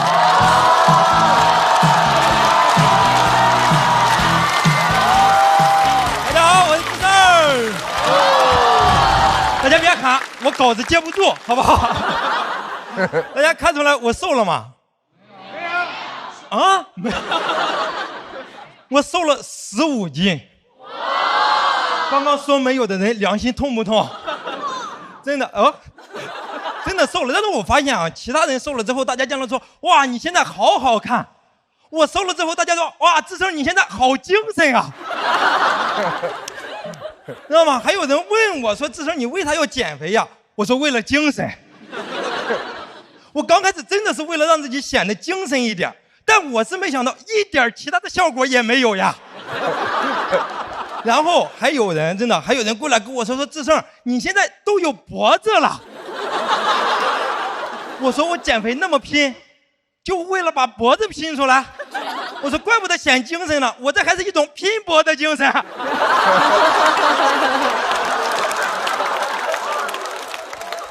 然后有了脖子之后，发现不光有，还前倾了，真的。因为我平常我就近视嘛，所以我看东西我经常要眯着眼，这么伸着头看东西。就这个时候你要特别注意表情管理，你不能笑，你更不能突然笑。知道吗？然后我为了矫正那个体态，我还想着去按摩矫正一下。然后去了之后，他给我做那个体态评估，很刻薄。然后去了之后，他就说看你肯定湿气重，然后就开始摸着我的关节，说你这个有脖子前倾、圆肩、含胸，然后脊椎侧弯、骨盆前倾，你还 O 型腿。然后最后我把鞋一脱，说你怎么还拇指外翻？我是真没想到，我过来调整个体态，心态崩了。当时他还在那摸呢，我说大哥你别摸了，你摸摸这吧，心里指定也扭曲了。当他说的我太羞愧了，我当都想找个洞钻进去，发现他们按摩的床上还真有个洞。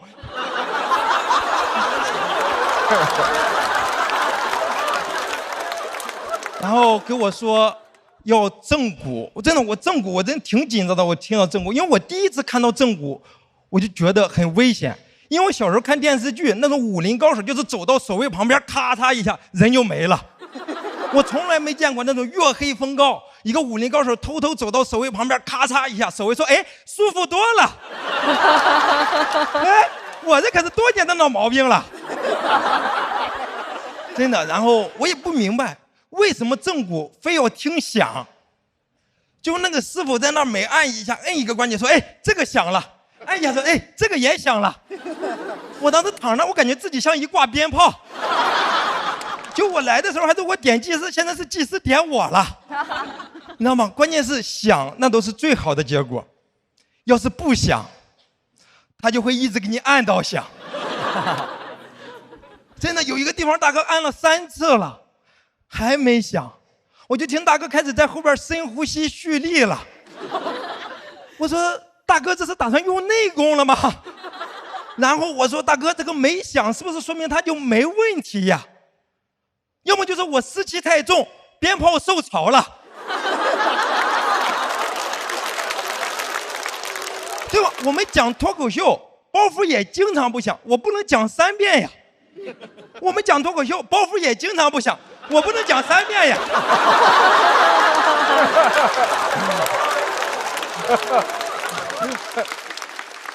然后正午就太害怕了，然后我就想着自己去找个那个健身教练，自己努力一下。然后去了之后，教练跟我说：“这咱们练之前呀，先做个体态评估。”我说：“跳过这一步吧。”然后我真的发现，体态真的很难矫正，是因为他要训练的都是你经常不用到的肌肉，就很难受。你在那练的时候，教练都得跟我说志胜你就咬牙坚持住。我真的坚持住了，效果很明显。我现在咬肌特别发达，我现在有8块咬肌。然后关键是什么？关键是而且是那种矫正驼背的动作，你在生活中真的很难用到。我从来没有见人在生活中用到这个动作，你知道吗？我用到这个动作就只有别人问我有稿吗？我说没有啊。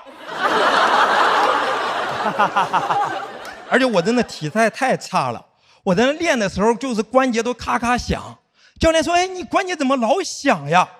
我说：“这又不让响了。”你知道有人为了听到他有多努力吗？真的，我这关节也是，该响的时候不响，不该响的时候瞎响。我现在就想问他一句：你到底是咋想的呀？好吧，讲这里，谢谢大家。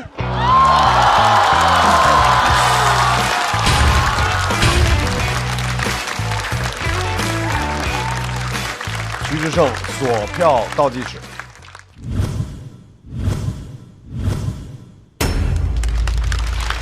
谢谢。志胜，你是怎么想起来去减肥的呀？你不胖啊？我其实减肥真的就是为了精神一点，因为你怎么不精神了？哪儿不精神了？因为我发现我就平常就是容易赖着，我就这么一摊，因为躺着，然后我就想着减肥。哦，罗老师没有拍啊？对，因为志胜这个赛季他自己也说了，就是来开 party 的，就高兴一下，来高兴来放松。对，因为他现在确实也没有那么多时间写本子和那个什么。没有，但社会每个方面都需要他，所以他能分配给脱口秀的也就没有。但我更需要脱口秀呀，罗老师。快别这么说，真的。但我稿子说实话，只是能力不够，但时间还是花得够的。因为我所有的时间基本上都在写稿，只是就是你把我给你找不回来的唯一可能给堵死。没有，我承认我已经尽力了。我能知道的就是我一无所知。对，而且他着不的是他得努力啊！对。但是正骨这件事大家都去过吧？好多人都去过啊。我就是后背也是老酸，对。然后去正骨那儿，好多那种厉害的，先摸你后边，先掐你后边一个怎么样？他问我说：“你是不是平时老瘫着？”我说：“没有啊。”他说：“你是不是老翘2郎腿？”我说：“没有啊。”我说那我是什么问题啊？他说你爱撒谎啊。对，哎，但我见过最奇葩的那个正骨的了医生，他问我你是不是敲2郎腿？我说我敲了啊，敲了。他说你得换着边敲啊。哦，对，换着边敲，然后大夫说什么？哇，好帅！我就是开始夸你。他因为他知道你做不到，所以他就帮你想个办法，说两边怎么平衡一下。鲁豫为什么没拍？因为这是1v1比赛嘛，我觉得张俊的确是非常非常出色，但是我依然认为志胜有一个超凡脱俗的能力，就他的魅力能够完全带着我们走。在他讲这个段子之前，我一直往那个台子上看，我就第一次清晰的看到徐志胜特别好看的下颌线。志胜本来就是帅的，散发着光啊！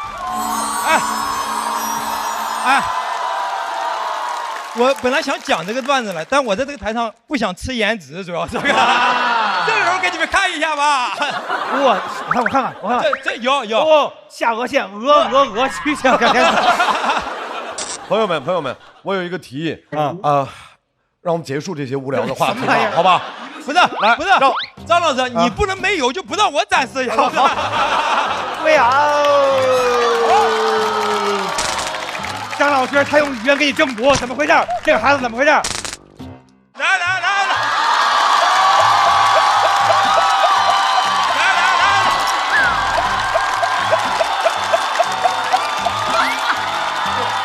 这笑疯了，我觉得。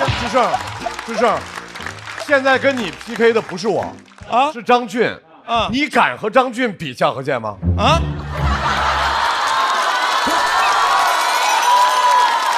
你跟我比有点无聊了吧？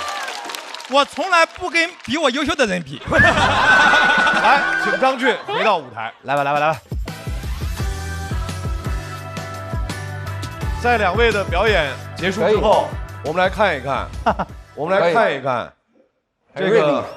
哎呦，不是我很锐利，不是我在这摇头晃脑，我是想我到底有没有下颌剑？你有，来让我们看一下张俊和徐志胜他们的得票情况。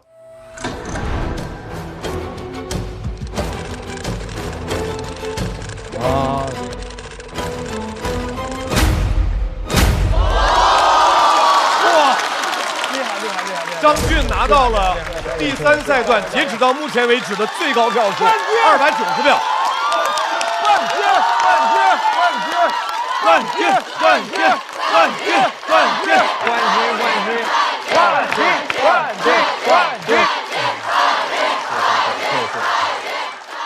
分数出来后的第一想法是什么？我当时第一想法就是谢谢，意味着和朋友们一起赶开放麦、改稿，然后在夏天的晚上走在街上一直聊段子，这是我梦寐以求的夏天，但我始终没有拥有过这种夏天。每次夏天刚开始的时候，然后我就被淘汰了。接下来整个夏天都在悲伤发酵，都酝酿在一种悲伤之中。我其实很羡慕大家一起改稿的日子，一起改稿，然后一起聊天，一起开放麦，有一种集体生活的感觉。这是我第一次走到第3轮，然后也是我的历史最好成绩了，我很开心。然后这个夏天好像没有之前那么燥热，和朋友们一起就是在走在向另一个开放麦的路上，我们会聊一聊稿子。我觉得这个过程对我来说很幸福。老外来了，老外来了，医生来了，你还挺没礼貌。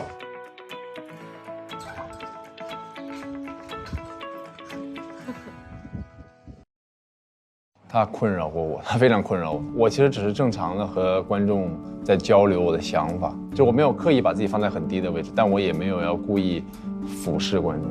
我觉得在网上他们说很装或者是高姿态这个东西是一种误解，我会有些难受。实际上我挺敏感，我尽量想要照顾到别人的情绪，然后我有一点社恐，然后或者是在屏幕前我都有些不自在，我都不知道要怎么样和别人打成一片，或者是打交道之类的，没法融入进去。但看起来就是我有一点高姿态，其实我没有，其实我只是有点社恐。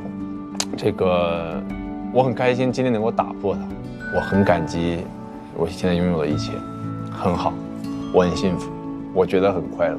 这个夏天很特别。没听过，来事，这不是事，不是。对不起啊，没事，大胆说出自己的想法。确实没演好。然后当时张俊在前面演的时候，已经知道是这么个结果了。这次暴露了一个很重要的问题，就稿子的问题，包括我表演状态的问题，大家对我的包容度会更高一点。第二个事就是我自己在心态上，也就是发现脱口秀真的这个进步的步伐，我好像有点没跟上。看着张俊表演的时候，我就觉得，哎，之前你一直没感觉到你和脱口秀真正的顶尖的脱口秀的差距是多少，但那一刻我就上台之前我就感受到了。所以说文本本身也不足够好，所以说在台上就会呈现出来了拖后腿的状态。突然变得这么正式对，因为有些正式的东西我的风格一向是亦正亦邪。刚才又是一个学习的过程。小徐能认识到自己的不足，很不错。对，之前有点飘，这回块哥，我有一句话也同样送给你，希望你也尽快认识到自己的不足。你这个就是我前2天知道的。对，马上要出场的仍然是来自五条手。五条手的这位朋友，一定要告诉一下大家，他的表演节奏非常奇怪，而且他的那个调调也非常有趣，所以大家要沉下心来，细细的听一听这位朋友独特的世界观。掌声欢迎孙书恒。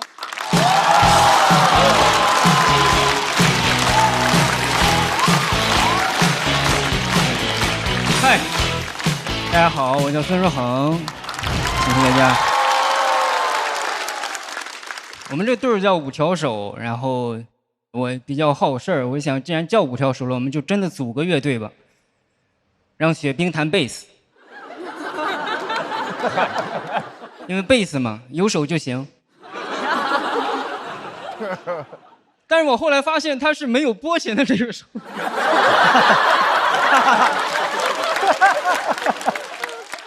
他只有，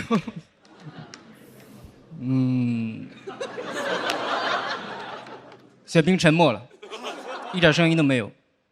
我说贝斯就是这个声音，对不起，我是一个有道德缺陷的人，我道德残疾，我认了，顾不上了，很多的那个道德我都顾不上，我不能环保。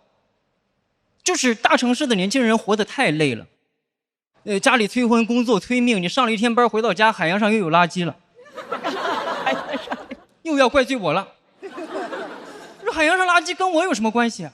我垃圾都扔垃圾桶里了呀，它怎么出现到海洋上的？还有外国人指责我们使用一次性筷子不环保，我真的很生气。就我已经吃拼好饭了。他还在指责我使用一次性筷，我蚂蚁森林有3棵梭梭树，我他妈一次性筷子都是我自己种出来的，我的这个。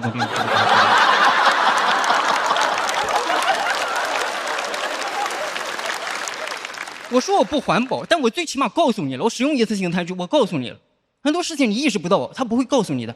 你比如这个节目，这个舞台很华丽，但这个节目就录3个月，然后呢？啊，这东西很多东西都是明显都是一次性的，这些架子、灯带、张绍刚明显就是一次性。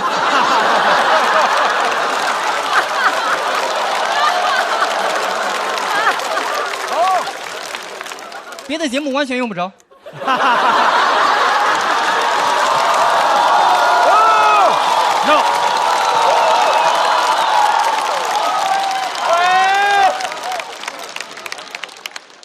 对不起，我是一个有道德缺陷的人，我都说了，是吧？这些东西然后怎么办？造成的污染谁来管？你知道海洋上现在有多少海龟正在举办脱口秀大会吗？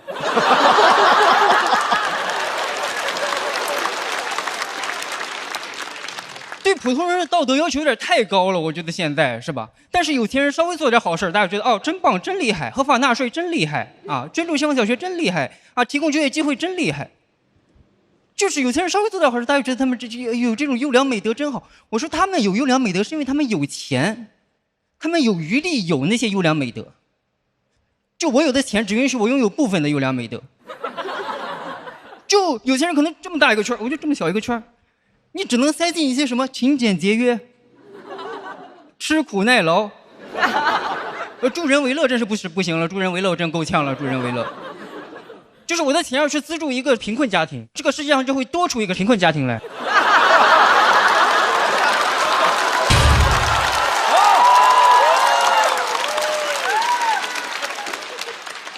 我的道德观就像我的右手一样，就假如我给了一个正好缺了右手的残疾人，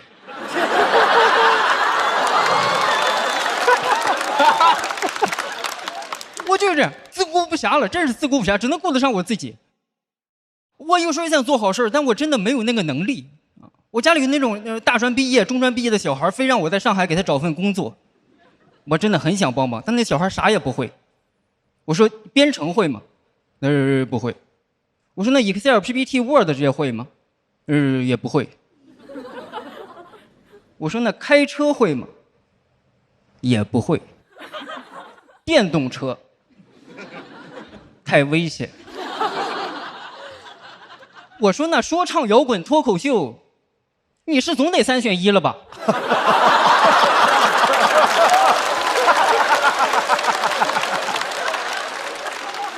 这都不会吗？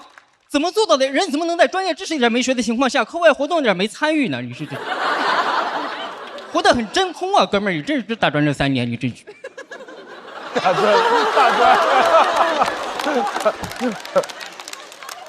就我的道德是这样的，就是你要把助人为乐硬塞进来的话，安分守己就得彻底出去了。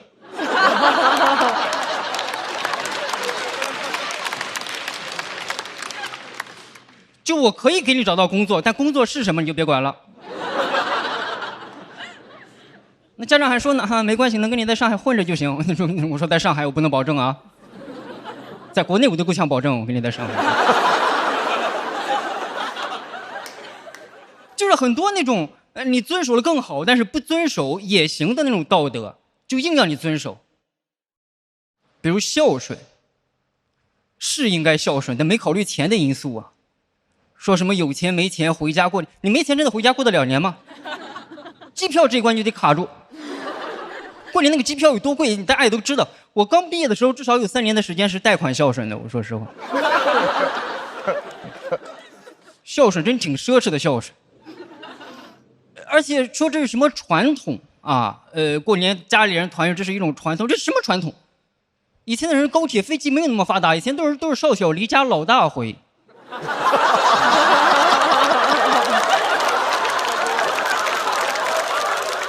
现在就非得要回去，还说什么不孝有三？我觉得不孝有三，原生家庭的创伤为大，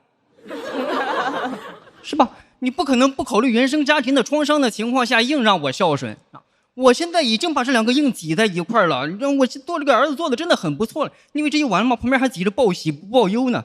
就我这个道德观真的是很拥挤，我真的是挤不下了，我真的喘不过气儿来，这还要环保。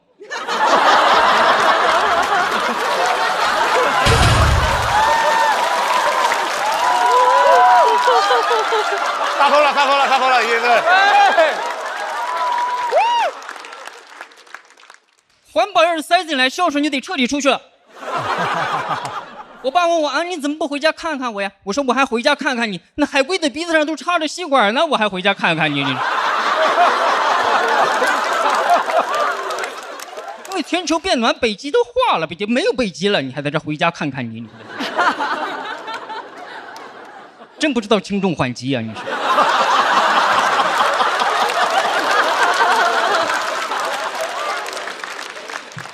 我是有道德的，但是我的道德得有先后顺序。哎，你想这样一件事，你出差2天之后回家发现空调忘关了，我就不信你想的第一件事是，哎呀，真不环保。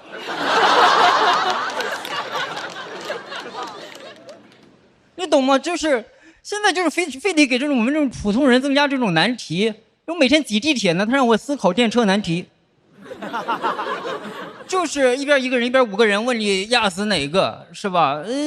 但是没有人想着解决问题，大家是互相骂，1个人骂着5个人，5个人骂1个人，那3方互相骂，没人考虑过谁把那6个人绑上去？谁呀？啊，谁提出的这种困境？英国哲学家菲利帕福特。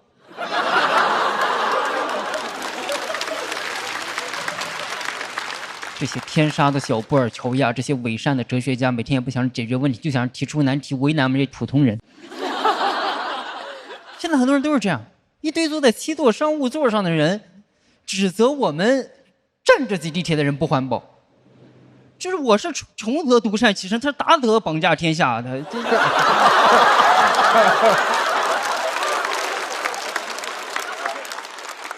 很多问题你就解决不了，大家就稀里糊涂的过着就完了。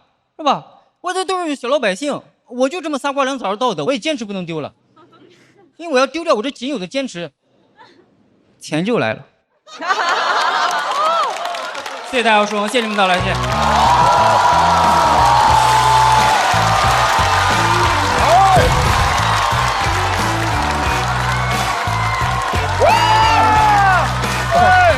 来，你们看他那么意思。各位抓紧最后的投票时间。为孙书恒的表演投票，我是不可能给他投这一票的。来，让我们看一下孙书恒锁票倒计时。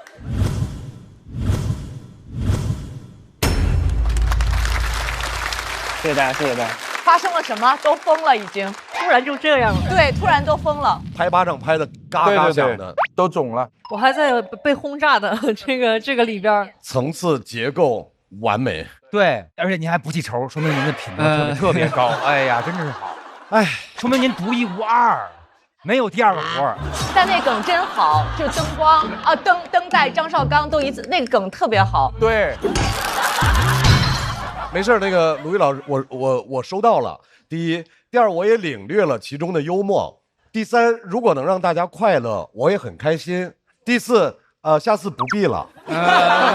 对不起，没事。今天又出现了一个在第3轮和前2轮完全不一样的开挂的脱口秀演员。好。就他那个脑洞，真的，他从我。怎么想到，就我这个脑子里面能挤进这个道德，那个道德就没有了。对，这个是太妙了。对，因为他用了一种有限空间的这种方法，让大家特别能够 get 到。对，我这个容量就只有这么大，像一个硬盘一样的。我把这个东西放进来，我必然就会把这个东西给挤出去。我觉得这个太巧妙了。而且在表演的时候，他还会比划那个空间有多大。对，很小，塞了这个，塞了这个，塞了这个，突然又说到环保。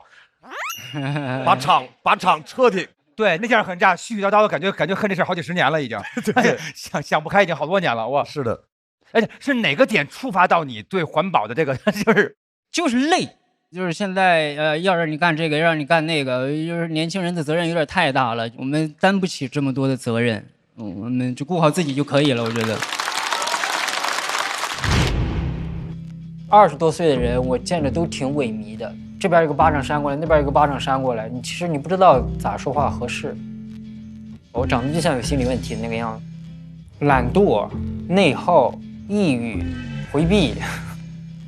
就是大城市的年轻人活得太累了，你上了一天班回到家，海洋上又有垃圾了，又要怪罪我了，我垃圾都扔垃圾桶里了呀。这爱人就是18死啊，28了。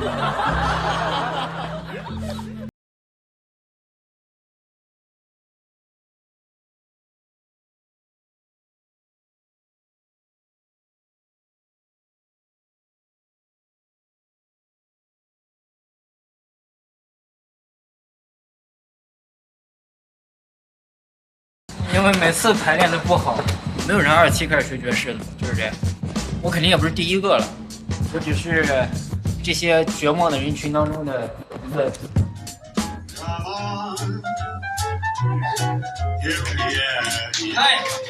做脱口秀是你被一股神秘力量驱使，你就一定得做。我现在住在离我第一次上台的地方1公里的地方。就原来一个台，就在这儿讲，这后面有一个巨大的一个蓝色的人脸，对，就站在这儿讲，然后演的巨凉，演的巨尬，本来都不想干了，但是又舍不得，然后就一直在那儿混着，完了混了可能3个月吧，然后获得了那个功夫戏剧节的入选。我没想到呢会入选，就是那种现在有一个比赛，完了是什么呼兰、徐志胜这些，完了一个叫刘三的人也赫然在列，我就是那个刘三。那种快乐是我已经从业8年了，到现在为止都没有感受过，挺喜欢的，没有更好的选项，这是我做过最正确的决定。掌声欢迎孙书恒。谢谢大家，书恒，谢谢你们到来，谢谢。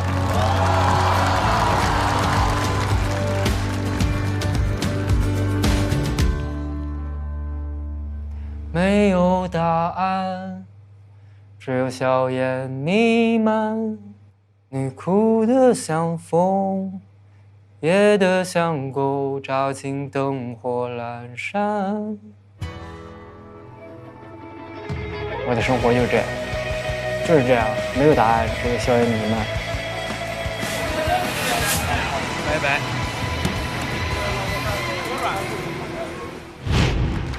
真享受看这2个3人战队的比拼，你根本不知道谁可能在什么地方占先机。刚才刚有那么精彩的表现之后，舒恒又把这个场子给炸起来了，再次掌声送给崔舒恒，太厉害了啊！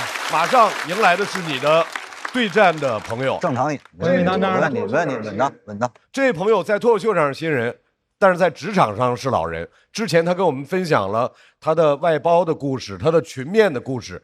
我们今天听一听，他还有什么样的职场故事想要和我们分享？掌声欢迎侯志远。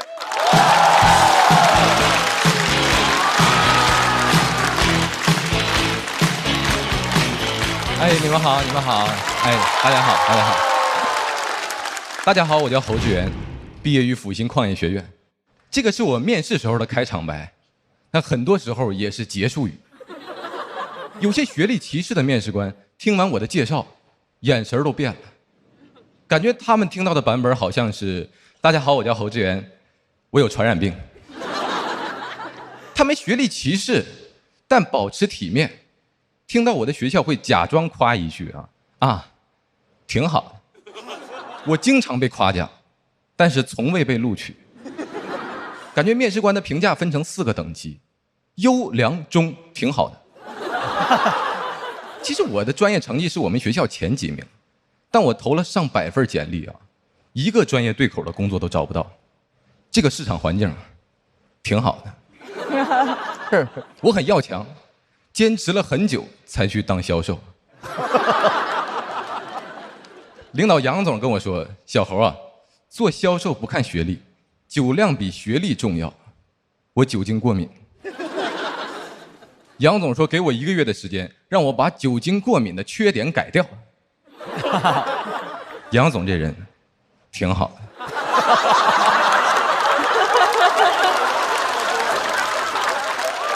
每天饭后坚持喝酒，过敏更严重了。有一天我还没缓过来，晚上又要喝，我就去跟杨总求情，我说我喝酒就头疼，身上起红疹子。杨总说这样你今天晚上先吃点饭。我说然后呢？然后再喝酒。天才！我头疼起疹子，原来是饿了。过敏类疾病被杨总攻克了，我最大的短板就这么突破了。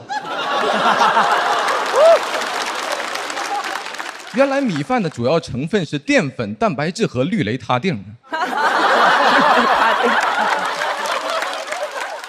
杨总因材施教又教我学习循环催吐喝酒法。简单来说就是喝几杯，去厕所吐一下，回来再喝，然后再去吐，特别像反刍。基本上我喝3轮就趴桌子上睡觉了。这就是我喝酒的3部曲万吐睡。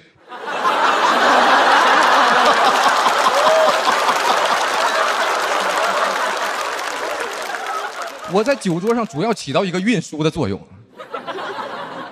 我就好奇，我说这个酒为什么不能直接倒厕所里？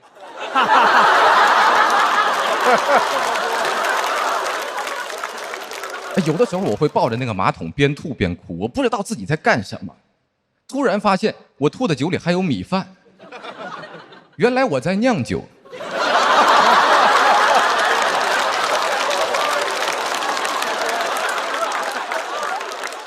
我想不明白自己为什么要承受这种痛苦，感觉每一杯酒都是对我学历不高的惩罚。逐渐我就产生了极端的想法，我想考研。但我的工作其实不太适合复习，因为我们部门作息是颠倒的，白天休息，晚上喝酒，属于养兵1日，用兵1宿。第2天白天醒酒，晚上接着喝，循环往复。我只有入职当天能走直线，其他时间走的都是弯路。其实我在白天也有时间复习，但效率不高，酒还没醒。而且复习也得避开杨总，因为杨总这个人在公司里边，他可以看手机、看杂志、看报纸，但是看不得我学习。我一掏书出来看，他就来阴阳我，说：“哎呀，真上进呐！”我就看不了书，看见书我就难受，感觉杨总有严重的学习过敏。对付过敏我有经验我说你先吃点饭。发现我在看考研资料，杨总又来问我，这次要考哪呀，研究生？我怕他开除我，所以我想让他觉得我肯定考不上。我说啊，我考北大。杨总开始关心我了，说小猴你是不是没醒酒啊？我说杨总我已经醒了。你有没有听过一句话？清醒的人最疯狂。这个办公室里我最疯狂啊！那天是杨总第一次劝我少喝点。我一直觉得北大的学生跟我不是一个世界的人，直到我认识了一个北大的朋友叫大海。当时我是找不到工作，住在北京的一个青年旅社里，他也住在那儿，体验生活，体验我的生活。虽然他住在我下铺，但我感觉他还是高我一等，因为他普通的 T 恤上印着一个大 logo， 准确的说是北大 logo 啊。那个青旅很破，洗不了澡，大海主动提出要带我去北大里洗澡。澡堂里边雾蒙蒙的，北大学生真争气啊！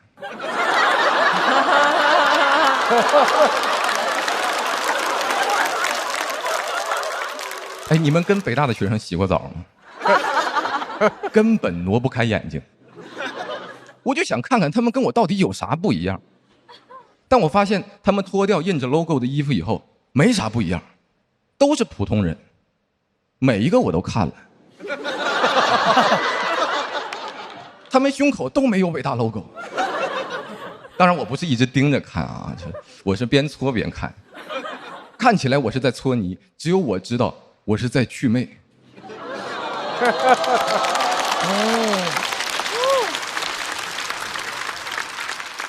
就很多事情其实见过就没有那么可怕了。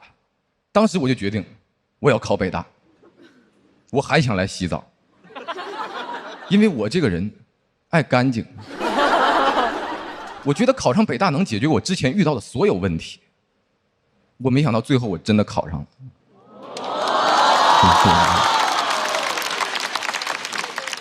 这复习的过程是很痛苦的，我能分享的经验就是少喝点酒。考研上岸，我最大的收获就是要相信自己。我感觉没有人可以再轻易的评价我了。现在我研究生也毕业了啊，我拿着那个北大的毕业证再去找工作真不一样。我受到了很多特别的关注 ，HR 都特别关注我的第一学历。我说阜新矿业学院，他说啊，挺好的。讲到这儿，谢谢大家。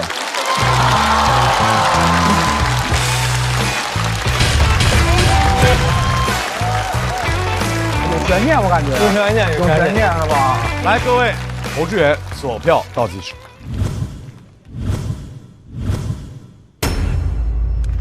谢谢。侯志远的3个赛段是一以贯之的，它的内容是一以贯之的。对，这个其实是第1期的那个工作。对，是同一个领导。杨总这人挺好，就这么几年生活啊。对，每天过得都真没白过，把日子过成段子，没白喝。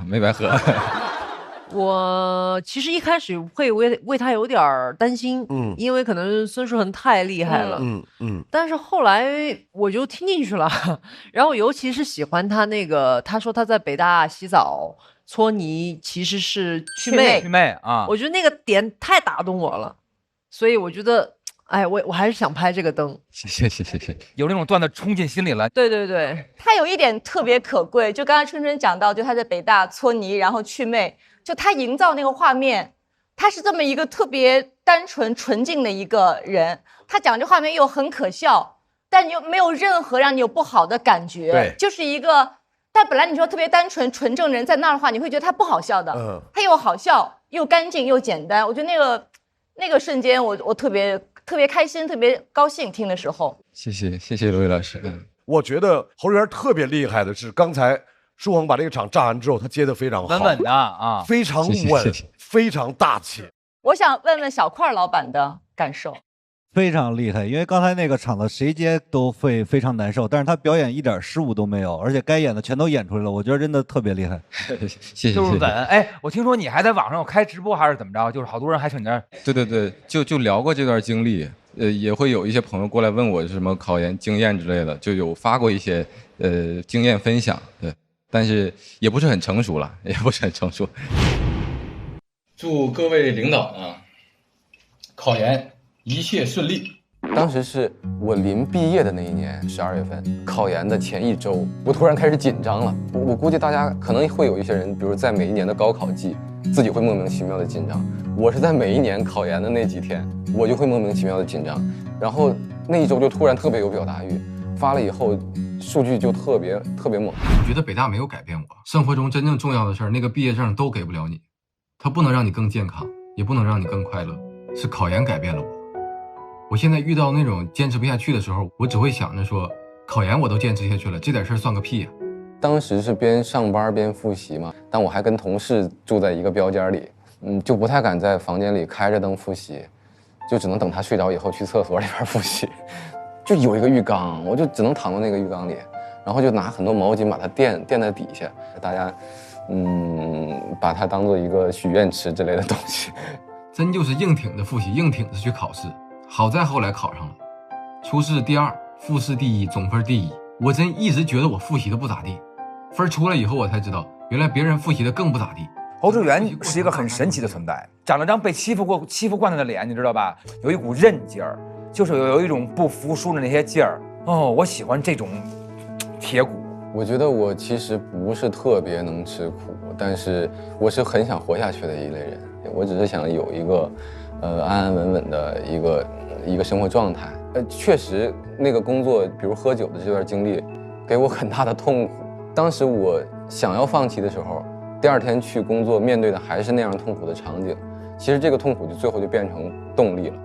有的时候我会抱着那个马桶边吐边哭，我不知道自己在干什么。就是敬酒的时候呢，我嘴上说的都是希望以后有机会常联系，脑子里想的是什么呀？联系是指事物内部各要素之间和事物之间相互影响、相互制约和相互作用的关系。我有发现来，就是好像这个世界啊，发现我能吃苦以后，就会不断的把苦给我吃呢。就是你那个苦是硬塞到我嘴里的，我就想往外吐，但是我能想到吐的方法，又只能是考研，确实是挺苦的。所以我其实不想劝大家不要在意结果，我其实想劝大家的是，把自己所有能做到的努力都做到，然后让那个结果出现吧。如果它是好结果，那我特别衷心的祝福你；如果它是一个不好的结果，你也有面对下一个困难的能力。来，在侯志源表演结束之后，我们要请2个战队的所有朋友都回到舞台。来，到底哪支3人战队可以直接进入到晋级区？我们来看一下孙书恒、侯志源的得票情况。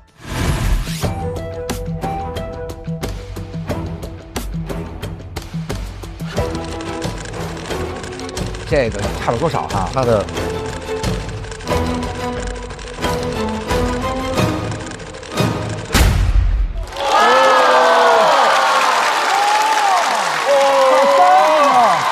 30票，可以，咱这个完成任务，完成任务，反败为胜。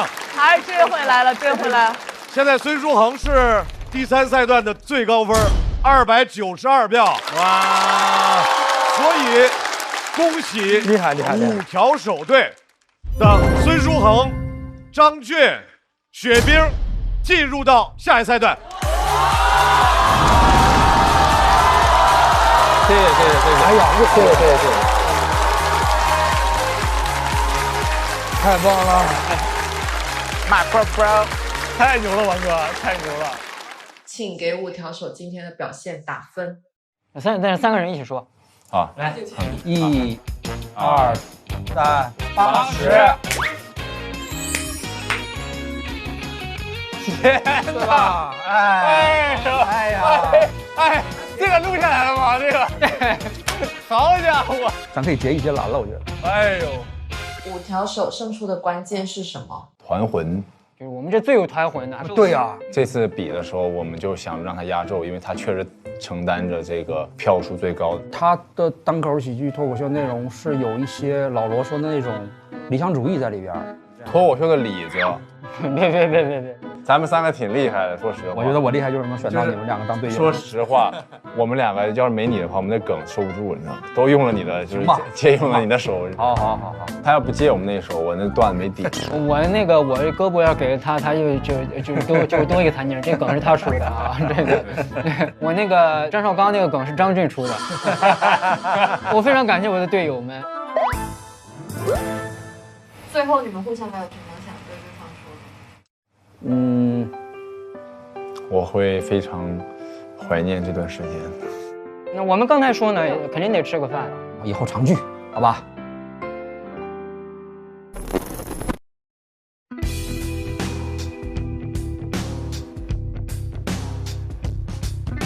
谢谢兵哥请的山猪。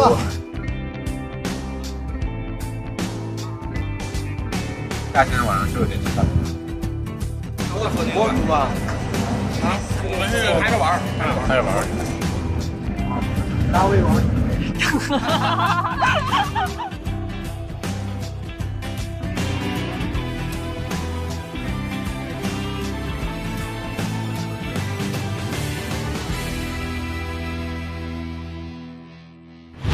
来了，哎呀，来了，可以了，来了。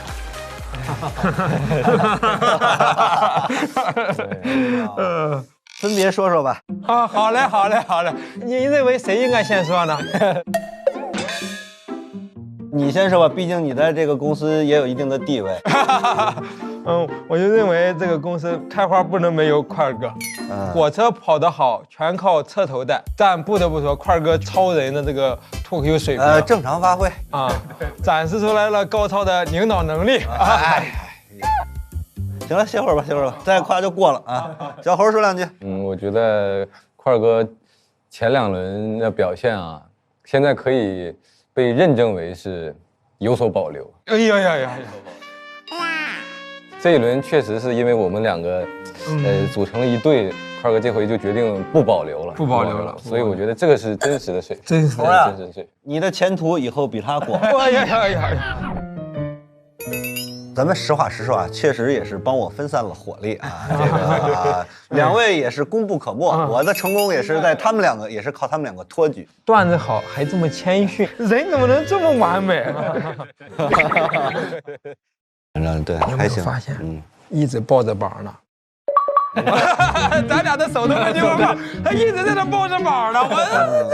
那是为了把腿空出来给咱俩抱。啊，是这么回事呀。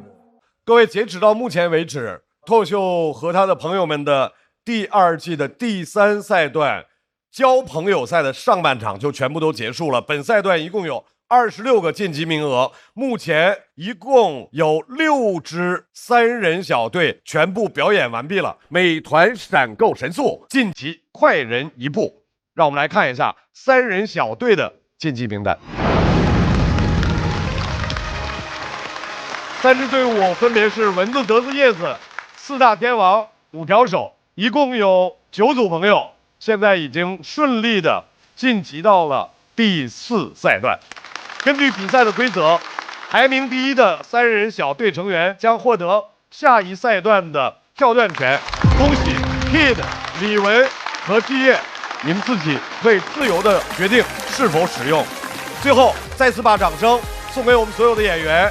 感谢各位的精彩表演，也希望观众朋友能够在脱口秀的舞台上感受简单纯粹的快乐。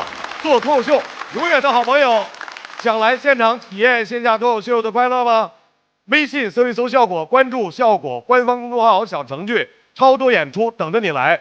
新一轮脱友全国巡演即将启动，打开效果小程序，关注你喜欢的演员，并许愿的想看的城市，朋友们就有可能来到你的身边。比赛仍在继续，下周同一时间继续关注，我们下半场再见。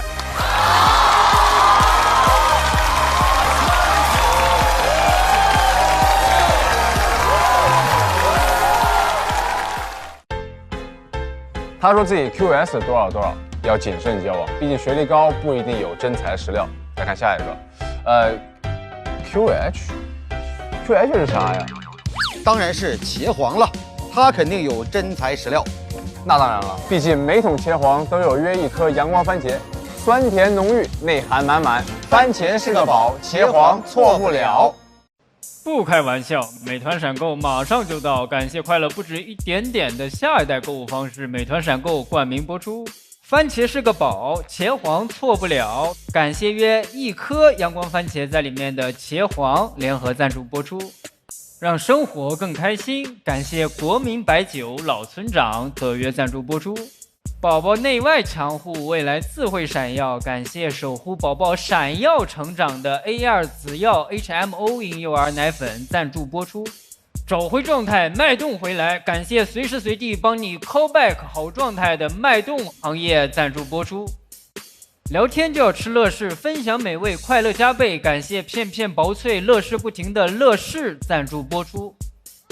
真真好笑，真有机。本节目由3方认证真有机的海天有机赞助播出。我们现在已经有3支3人小队成功晋级，今天将要继续进行的是2人组的 PK 对战。Echo 不看，古灵精怪。我们的口号是嗷嗷嗷嗷嗷。我们是玛丽莲梦瑞，让你们心碎。小丽和小高，无招胜有招。我一直隐隐约约的觉得这个世界是围着我转的，但是我没有证据。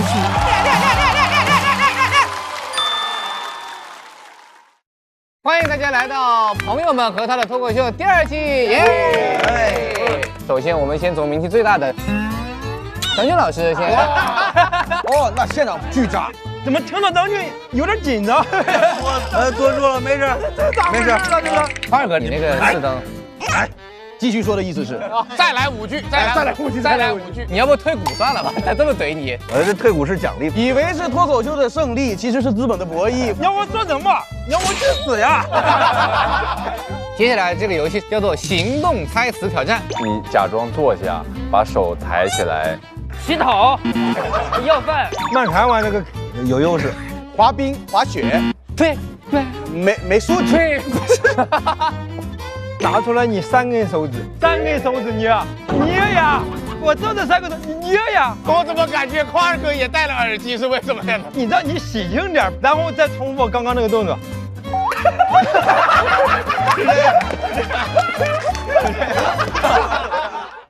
一场鲁豫和女脱口秀演员们的走心畅谈，遇见他们围桌而坐，打破刻板，无惧标签。我想做这样的一个节目，想了很久，就是几个女孩在一起，她们随心生长，痛着坦诚，伤了敢扛。很多男人他跟你结婚几10年、一辈子，他不会尊重你。亲密产生轻蔑，忠诚带来虐待。不跟烂人在一起挣钱其实挺容易的。他们燃得彻底，赢得酣畅。我根本不是容貌焦虑，我是没有自我认同，所以我全方位的讨厌自己。难道行的人就天天快乐吗？别问我怎么样，我活着就可以了。不是每个人努力都可以挣到钱。我觉得北大2个字是一个原罪，一定要上北大嘛。它是我青春期噩梦的一个阴影。我特别欣赏女性保持某种泼辣。对，我们现在都这么真诚，那等我们长大了，这个世界就会变得很真诚。能成功尽量成功。他们的掏心话字字滚烫。我自己和我自己待着，我很幸福。如果这个世界上我没有朋友，那我就是我自己最好的朋友。他去世之后，我就找到了他的日记本。这是一个女人非常具体的人生。很多恋爱其实在分手的时候，你才知道他失败了。我们其实不是害怕失败本身，而是害怕那个丢脸的感觉。他们的故事没有单一叙事。我这人身上有很多特别矛盾的地方。他们对女孩有一个奇怪的评价，叫招摇。对不起，我错了，我错了，什么？我错了，我错了。我自己是爬了15楼，从窗外爬。每个人的成长岁月都是一段特别兵荒马乱的日子。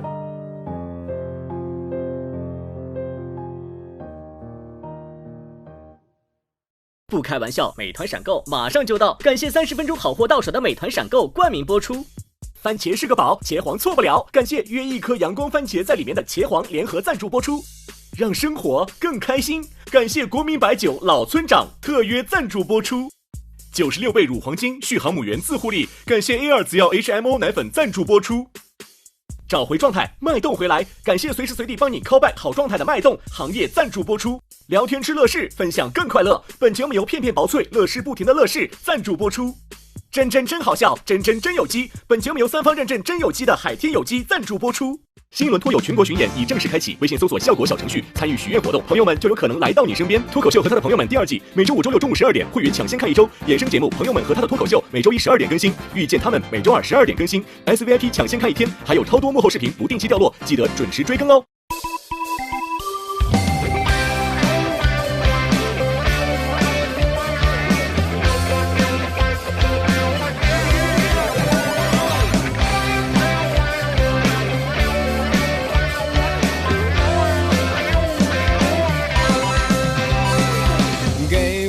阳光我就灿烂，给个破框，我就能下蛋。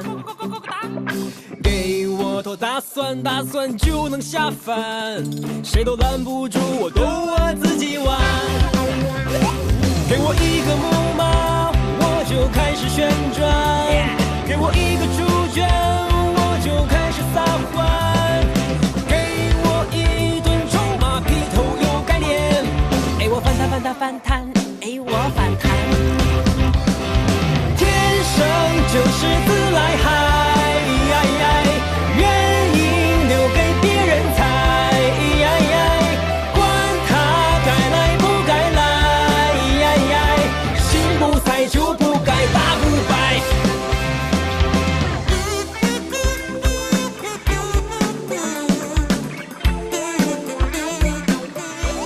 更多节目精彩资讯尽在新浪娱乐微博综艺、新浪综艺。